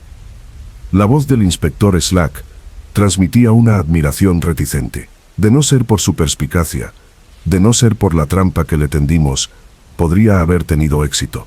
Sus coartadas eran sólidas, sus explicaciones plausibles, su confianza inquebrantable. Hasta que se hizo añicos. Se sentaron en un silencio compasivo por un momento, contemplando la delgada línea entre la libertad y el encarcelamiento, entre el fraude exitoso y el fracaso catastrófico. ¿Qué será de él ahora?, preguntó la señorita Marple.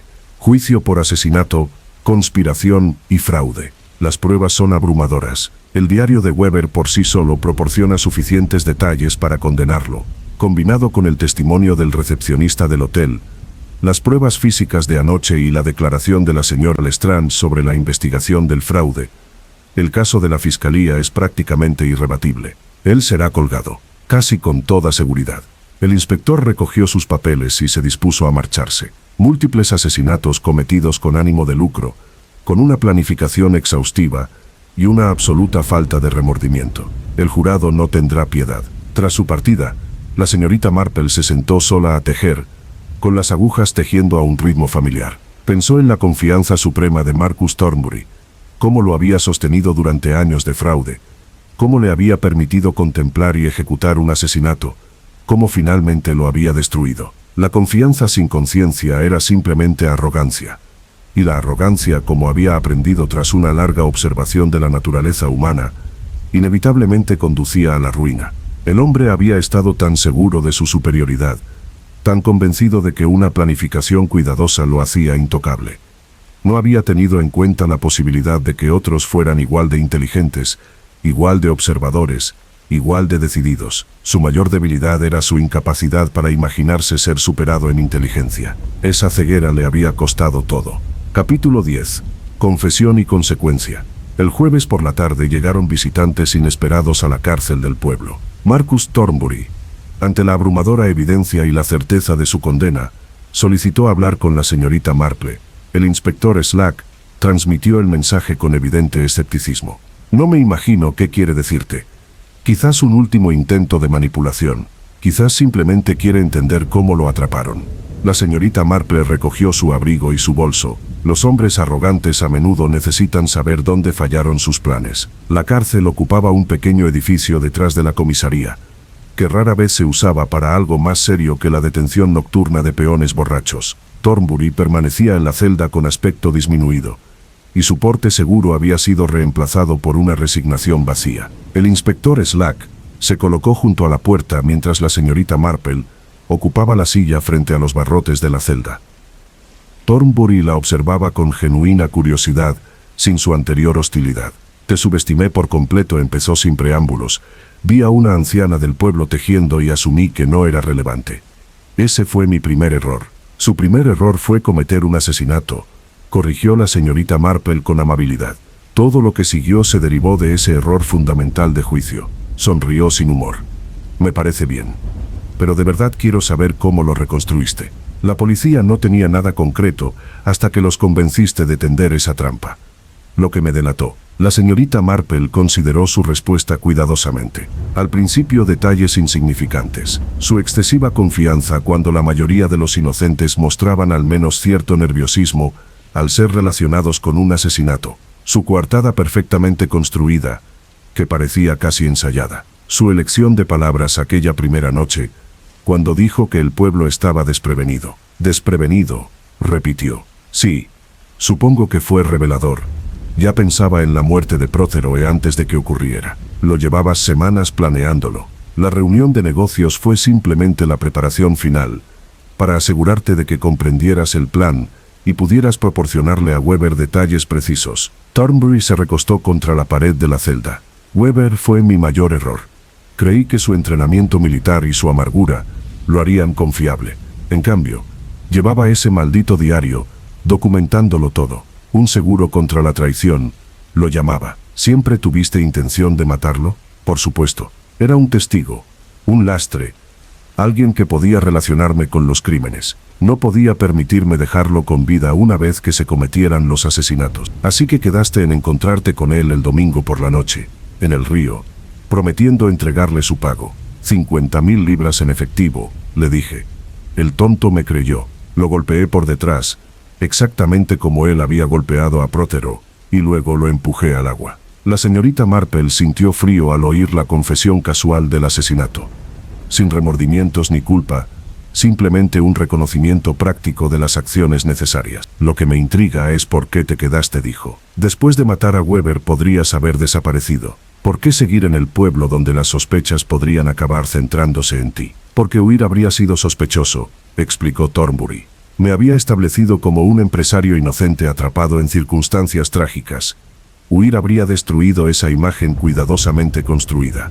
Además, creía sinceramente que mis coartadas eran inquebrantables. Tu confianza fue tu perdición. La miró directamente a los ojos.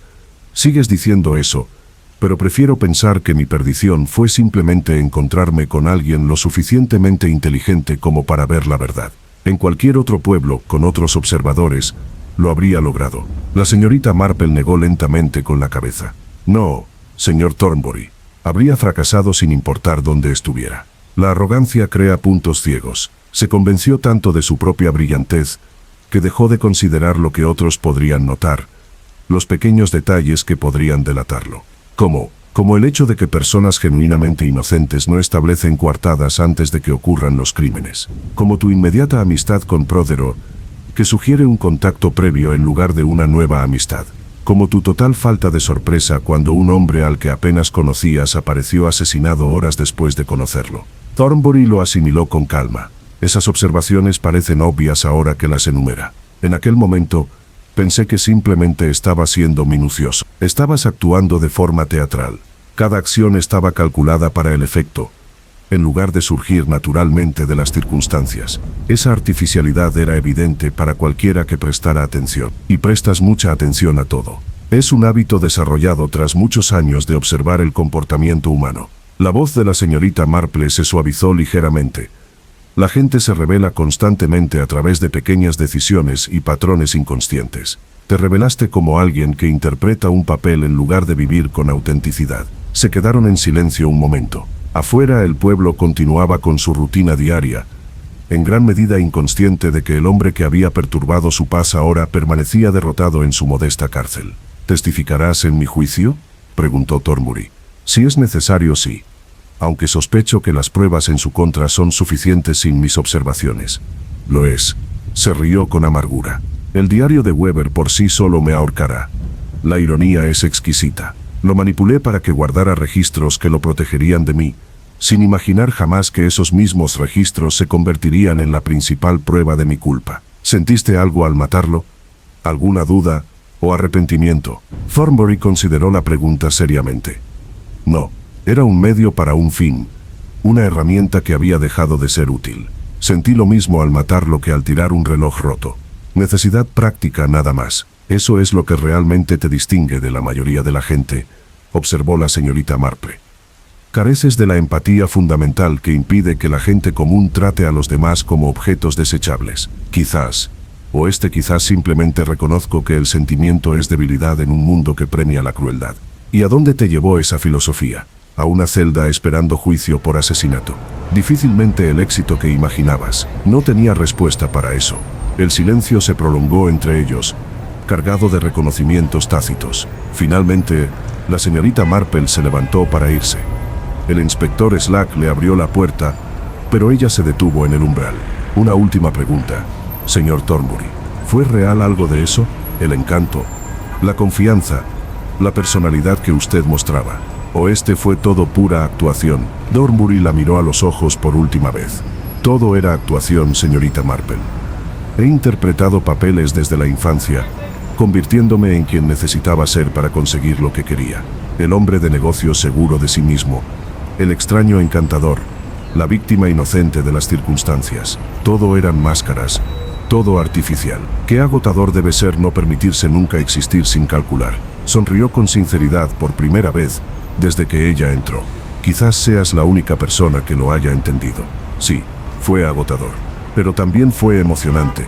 El desafío constante de mantener la ilusión, de ir un paso por delante de todos los que me rodeaban, hasta que conociste a alguien que vio a través de la ilusión, hasta que te conocí. La señorita Marple lo dejó sentado en su celda, destrozado, esperando el juicio inevitable. Caminó por el aire fresco de la tarde de regreso a su cabaña, reflexionando sobre la conversación. Marcus Thornbury poseía una inteligencia extraordinaria, unas habilidades de planificación excepcionales y una absoluta inmoralidad. Esa combinación lo había convertido en un personaje peligroso, exitoso durante años y finalmente condenado al fracaso. Porque la inteligencia sin conciencia era simplemente crueldad astuta. Y ninguna inteligencia, por grande que fuese, podría superar la necesidad humana básica de conexión, de autenticidad, de significado más allá del lucro egoísta. Thornbury había sacrificado todo lo real en busca de confianza y control. Al final, no tenía ni lo uno ni lo otro, solo el vacío y la cuerda del verdugo. Capítulo 11. Curación en la aldea. El viernes comenzó la recuperación, aunque las cicatrices permanecerían mucho tiempo después de concluido el juicio de Thornbury.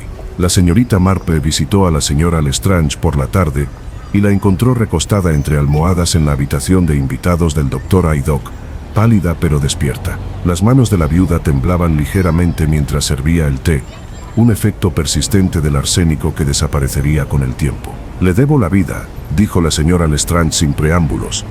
«Si no hubiera sospechado las intenciones de Thornbury, si no hubiera convencido al inspector Slack de tenderme esa trampa, habría logrado matarme. Le debes la vida a tu propia resiliencia y al tratamiento oportuno del Dr. Haydock. Yo solo observé patrones y saqué conclusiones». La señora Lestrange negó con la cabeza con firmeza. «Hiciste mucho más que observar. Comprendiste de lo que era capaz ese hombre cuando todos los demás solo veían a un encantador desconocido. Reconociste el peligro antes de que cobrara otra víctima. Se sentaron en un silencio compasivo por un momento. Dos mujeres que habían sobrevivido a encuentros con el mal calculado y habían vivido para contemplar su naturaleza. Debería haber actuado antes ante mis sospechas sobre el fraude de inversión, dijo la señora Lestrange en voz baja. Si hubiera contactado con Scotland Yard hace meses en lugar de recopilar documentación interminable, tal vez el coronel Prothero aún estaría vivo. La señorita Marple dejó su taza de té con suave firmeza. No puedes culparte por las decisiones de otra persona. Thornbury decidió cometer un asesinato. Weber decidió ayudarlo. Esas decisiones fueron solo suyas, independientemente de lo que las precediera. Pero mi investigación me convirtió en un objetivo, lo que convirtió a Prothero en un objetivo por asociación. Su investigación buscó justicia para su esposo y muchas otras víctimas. Eso es admirable, no culpable. Thornbury eligió la violencia para proteger su empresa criminal. La responsabilidad recae enteramente sobre él. La señora Lestrange asimiló esto con visible esfuerzo, queriendo creer pero luchando contra la culpa. ¿Cómo lo soporta, señorita Marple? Saber que existe tanta oscuridad en la gente común. La conciencia de que cualquiera podría albergar intenciones asesinas bajo fachadas agradables. La señorita Marple consideró la pregunta con detenimiento. La equilibro con la misma conciencia de la bondad humana. Por cada Thornbury, hay cientos de personas decentes que viven vidas tranquilas e íntegras. Por cada acto de violencia, hay miles de pequeñas bondades que pasan desapercibidas y sin registrar. ¿De verdad lo crees? Después de todo lo que has presenciado. Debo creerlo, o la desesperación me consumiría.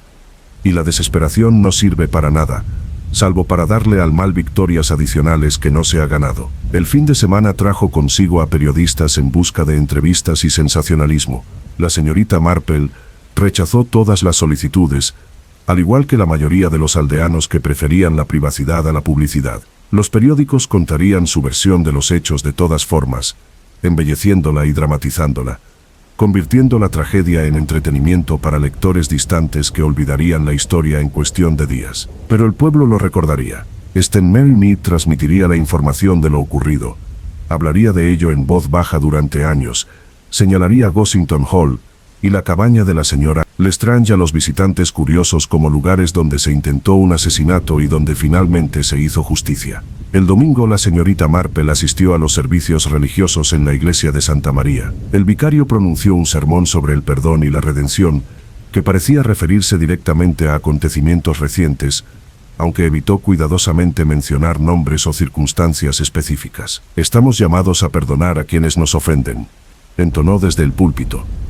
Pero el perdón no implica olvido, no exige que ignoremos la justicia, ni que pretendamos que las malas acciones nunca ocurrieron. El verdadero perdón reconoce el mal, y al mismo tiempo, libera el dominio que éste ejerce sobre nuestros corazones. La señorita Marple escuchaba mientras observaba a la congregación. Vio dolor en algunos rostros, alivio en otros, miedo residual en varios. La presencia de Thornbury había perturbado el pueblo, su paz, quebrantada por la violencia y el engaño. Sanar la situación requeriría tiempo y esfuerzo colectivo. Tras el servicio, conversó brevemente con Gerald Prothero, quien finalmente había regresado de Brighton para ocuparse de los asuntos de su tío.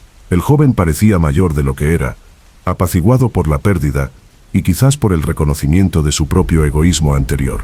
Discutía con él constantemente por dinero, admitió Gerald. Ahora ya no está, y esas discusiones me parecen inútiles. Intentaba enseñarme responsabilidad, y yo respondí con resentimiento. Él te cuidó a pesar de tus desacuerdos. Eso es lo que hace la familia. Lo heredé todo, ¿sabes? La casa, las inversiones, incluso el dinero que se negó a darme en vida. La ironía es aplastante. Lo daría todo por recuperarlo, por disculparme por ser tan desagradecida. Entonces, hónralo convirtiéndote en el hombre que él esperaba que fueras. Usa la herencia sabiamente, vive responsablemente y toma decisiones que lo enorgullezcan. Era la sintió, con lágrimas en los ojos. Tengo la intención. De verdad que sí. La señorita Marple caminaba a casa bajo el sol otoñal, con las hojas crujiendo bajo sus pies, y el familiar paisaje del pueblo permanecía inalterado a pesar de todo lo sucedido. El jabalí azul seguía sirviendo el almuerzo a los peones, La oficina de correos seguía bullendo de chismes. Los niños seguían jugando en la plaza, con risas alegres e inocentes. La vida continuó como siempre, absorbiendo la tragedia y siguiendo adelante. Esa tarde el inspector Slack visitó el lugar por última vez y cerró el caso con informes oficiales y detalles finales. Thornbury será juzgado en Londres el próximo mes. La fiscalía espera una condena por todos los cargos. Entre el diario de Weber, el testimonio del recepcionista del hotel, las pruebas físicas y el intento fallido de Thornbury de asesinar a la señora Lestrange, el caso es irrefutable. ¿Necesitarás que testifique? Es posible, aunque su declaración escrita podría ser suficiente. El fiscal decidirá según la estrategia de la defensa. ¿Y Weber? ¿Qué pasará con su memoria? El inspector Slack suspiró profundamente. Será recordado como víctima y asesino, lo cual es cierto, aunque incómodo. Thornbury lo destruyó 2 veces, primero financieramente y luego moralmente, antes de matarlo para borrar sus huellas. Es una tragedia agravada por malas decisiones. La señorita Marple pensó en James Weber, el hombre que salvó la vida del coronel Prothero en Birmania para quitársela décadas después en una biblioteca inglesa. La simetría era desgarradora. ¿Alguien ha reclamado su cuerpo para enterrarlo? Su hermana, al parecer. Vive en Gales y no lo había visto en años, pero aceptó encargarse de los arreglos funerarios. Dijo que había sido un buen hombre en su momento, antes de que la amargura lo envenenase. Ese epitafio podría aplicarse a muchas personas. Todos enfrentamos momentos en los que elegimos entre la amargura y la gracia, entre la venganza y el perdón. Eliges la gracia constantemente. La voz del inspector transmitía genuina admiración. Te he visto lidiar con asesinos y ladrones, mentirosos y estafadores, pero nunca pareces perder la fe en la capacidad de la humanidad para la decencia. La señorita Marple sonrió suavemente. He vivido lo suficiente para comprender que las personas son complejas, capaces tanto de una crueldad terrible como de una bondad extraordinaria. Reconocer esa complejidad no implica aprobar las malas acciones, pero sí evita la peligrosa simplificación de ver a los demás como puramente buenos o puramente malvados. Thornbury me pareció puramente malvado.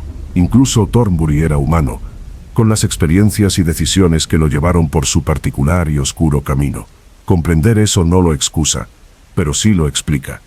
Y la explicación puede ser útil para prevenir futuras tragedias. Tras la partida del inspector Slack, la señorita Marple se sentó en su sillón favorito junto a la ventana, mientras las agujas de tejer se movían con un ritmo ensayado. La tarde se convirtió en noche, y las farolas proyectaban su familiar resplandor dorado sobre las calles vacías. Reflexionó sobre la confianza y sus múltiples manifestaciones. La confianza sana, nacida de la competencia genuina y el autoconocimiento. La falsa confianza que enmascara una profunda inseguridad.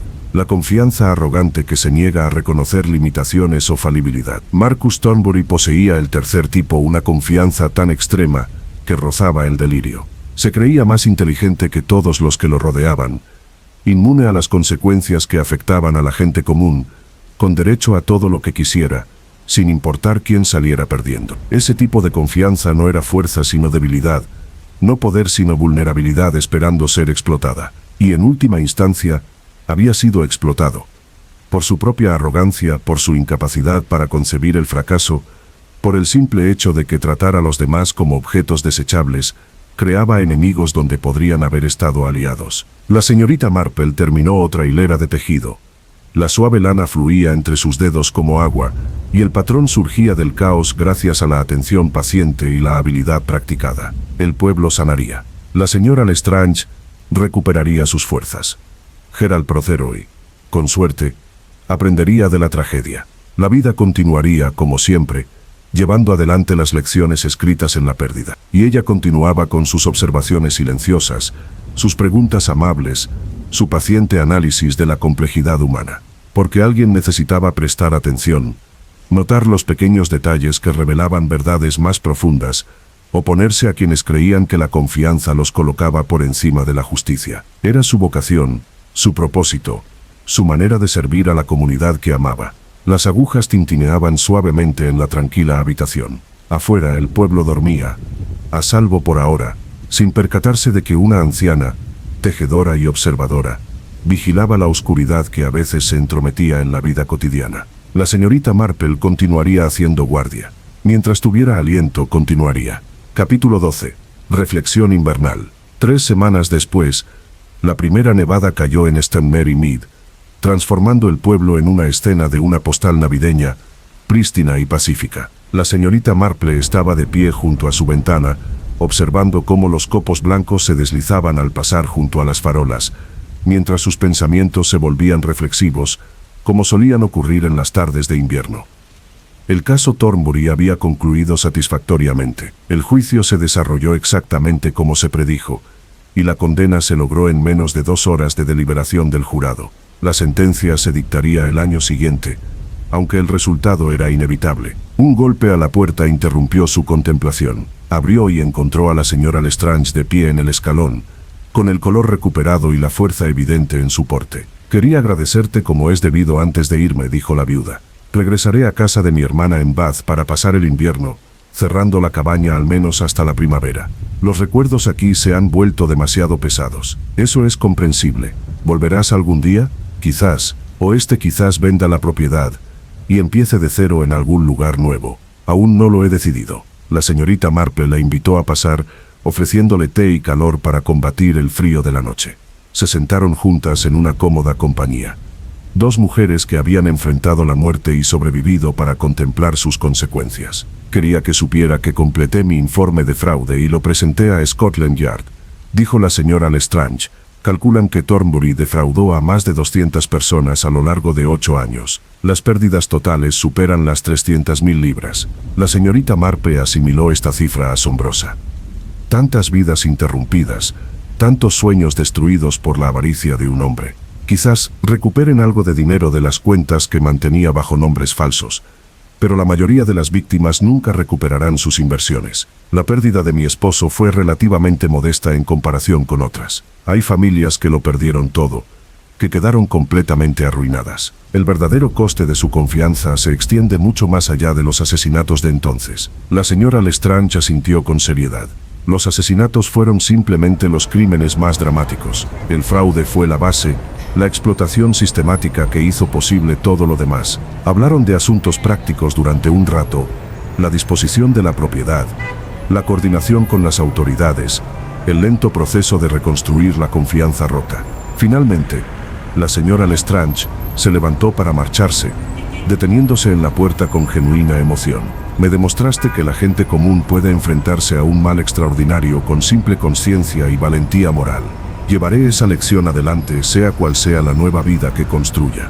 Tras su partida, la señorita Marple volvió a su ventana de vigilancia.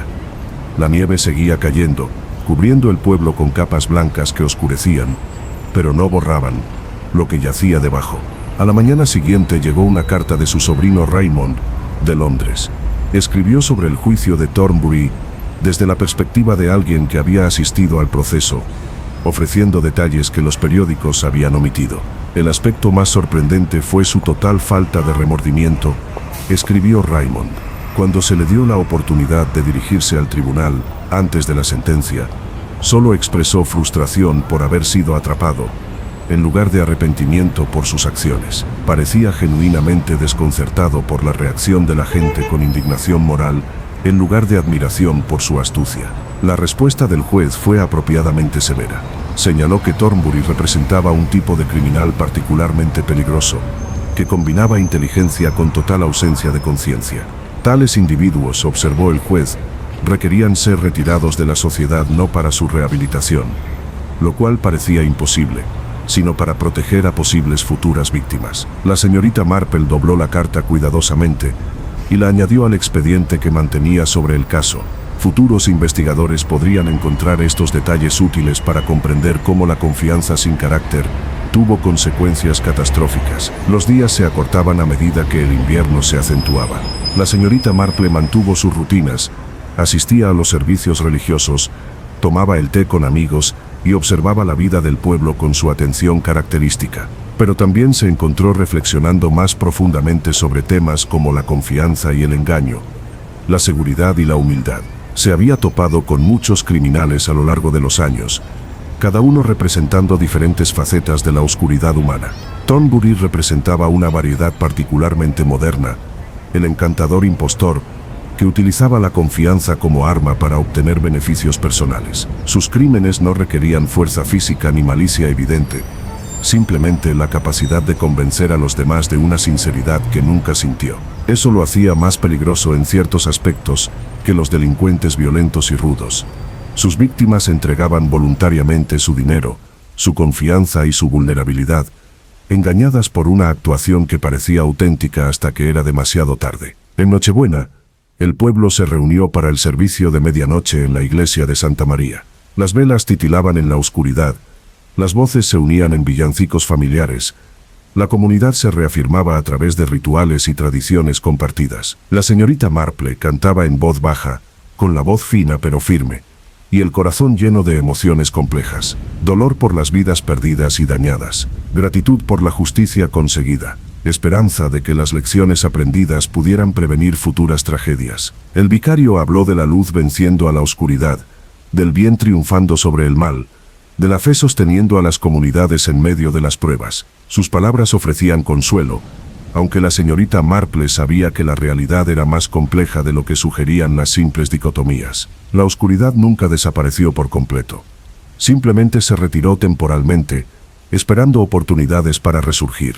El bien requería vigilancia constante, decisión activa y la voluntad de enfrentarse al mal, incluso cuando la soledad parecía abrumadora. Después del servicio, caminó a casa por calles cubiertas de nieve, su aliento visible en el aire frío, sus pasos el único sonido que perturbaba la noche silenciosa. De vuelta en su cabaña, se acomodó en su silla con la labor de punto que se convertiría en una manta para la campaña benéfica de la iglesia. Las agujas se movían en patrones familiares, creando calidez y confort mediante la repetición paciente. Pensó en Marcus Thornbury, una última vez, no con ira ni satisfacción por su caída, sino con algo cercano a la compasión. Poseía dones que podrían haber sido utilizados para el bien genuino, una inteligencia que podría haber resuelto problemas reales, un carisma que podría haber inspirado un cambio positivo. En lugar de ello, había optado por explotar esos dones para obtener beneficios egoístas, por ver a los demás como recursos para ser consumidos y por elevar la confianza por encima de la conciencia, hasta que la primera consumiera a la segunda por completo. ¡Qué desperdicio! ¡Qué profundo y trágico desperdicio de potencial humano! Pero su historia serviría de advertencia, de recordatorio de que la confianza requería cimentarse en algo más que la simple seguridad en uno mismo. La verdadera confianza provenía de la competencia combinada con la humildad, de la fuerza templada por la conciencia de las limitaciones, de la capacidad combinada con la responsabilidad. Thornbury había poseído confianza sin ninguno de esos elementos de equilibrio, y ese desequilibrio lo había destruido con la misma seguridad que cualquier enemigo externo. La señorita Marple terminó otra hilera de tejido, observando cómo el patrón surgía gracias al esfuerzo acumulado. Punto a punto, hilera a hilera, algo útil cobraba forma con materiales sencillos y atención paciente. Como la justicia misma reflexionó, pequeñas observaciones, atención minuciosa, paciente acumulación de pruebas. Ningún detalle demostraba la culpabilidad, pero juntos tejían un patrón demasiado claro para negarlo. Continuaría con su trabajo silencioso, su delicada vigilancia, su disposición a notar lo que otros pasaban por alto. Porque St. Mary Mead necesitaba a alguien que prestara atención, que hiciera preguntas, que se mantuviera firme cuando la confianza intentaba imponerse a la verdad. El reloj dio la medianoche, marcando oficialmente el comienzo de la Navidad. La señorita Marple dejó de tejer y se quedó de pie junto a la ventana una vez más, observando cómo la nieve caía sobre el pueblo dormido. En algún lugar, la gente tramaba crímenes que creían evitar. En algún lugar, la confianza superaba la capacidad y la arrogancia la sabiduría. En algún lugar, el siguiente Marcus Thornbury preparaba sus planes, convencido de que su encanto y planificación lo mantenían a salvo de las consecuencias. Pero también en algún lugar, observadores observaban. Personas comunes con una conciencia extraordinaria. Individuos tranquilos que comprendían la naturaleza humana y se negaban a aceptar el engaño como algo inevitable. La señorita Marple sonrió suavemente a su reflejo en la ventana oscura. Era una de esas observadoras, una de esas defensoras silenciosas, una de esas pacientes buscadoras de la verdad. Y continuaría con ese trabajo mientras pudiera. El pueblo la necesitaba, y ella no les fallaría. Afuera la nieve seguía cayendo, hermosa y silenciosa, cubriendo todo con capas de blanco que prometían renovación, nuevos comienzos, limpios inicios. Pero la señorita Marple sabía lo que había debajo. Siempre lo supo, y ella siempre lo recordaría. El fin. Epílogo. Una carta. 6 meses después de la ejecución de Thornbury, la señorita Marple recibió un paquete inesperado. Dentro había un diario de cuero y una carta escrita en letra femenina que no reconoció. Estimada señorita Marple, soy la hermana de Marcus Thornbury. Aunque no habíamos hablado en 15 años debido a sus actividades criminales, mientras recogía sus pertenencias tras la ejecución, descubrí este diario que mantuvo durante sus últimas semanas. Escribió extensamente sobre ti, sobre sus encuentros contigo, sobre cómo se dio cuenta de que representabas una amenaza inesperada. Pensé que deberías tenerlo, no como un trofeo, sino como prueba de lo bien que comprendiste a un hombre que se creía incognoscible. Él escribió que usted lo vio a través de él desde el primer encuentro, que sus silenciosas observaciones perforaron su fachada cuidadosamente construida, que reconoció en usted a un oponente que no podía ser encantado, engañado o intimidado. Le tenía miedo, señorita Marple. Quizás usted era la única persona a la que realmente temía. No pido perdón por mi hermano. Sus crímenes fueron imperdonables. Pero quería que supieras que al final, él reconoció tu superioridad, tu sabiduría, tu inquebrantable claridad moral. Ganaste, completa y absolutamente. Y por eso, en nombre de todas sus víctimas, le doy las gracias. Respetuosamente, Elizabeth Thornbury Shaw. La señorita Marple leyó el diario esa noche. Página tras página documentaba la creciente paranoia de Thornbury, sus desesperados intentos por desacreditar sus observaciones, su reconocimiento final de que había conocido a alguien invencible. La última entrada, escrita la noche anterior a su arresto, contenía solo una frase: ella lo sabe. Esa maldita mujer con su tejido lo sabe todo. La señorita Marple cerró el diario y lo guardó en sus archivos. Luego retomó su tejido y continuó su trabajo, porque alguien siempre necesitaba saberlo. Siempre era necesario que alguien vigilara. Y en St. Mary Mead, ese alguien era ella.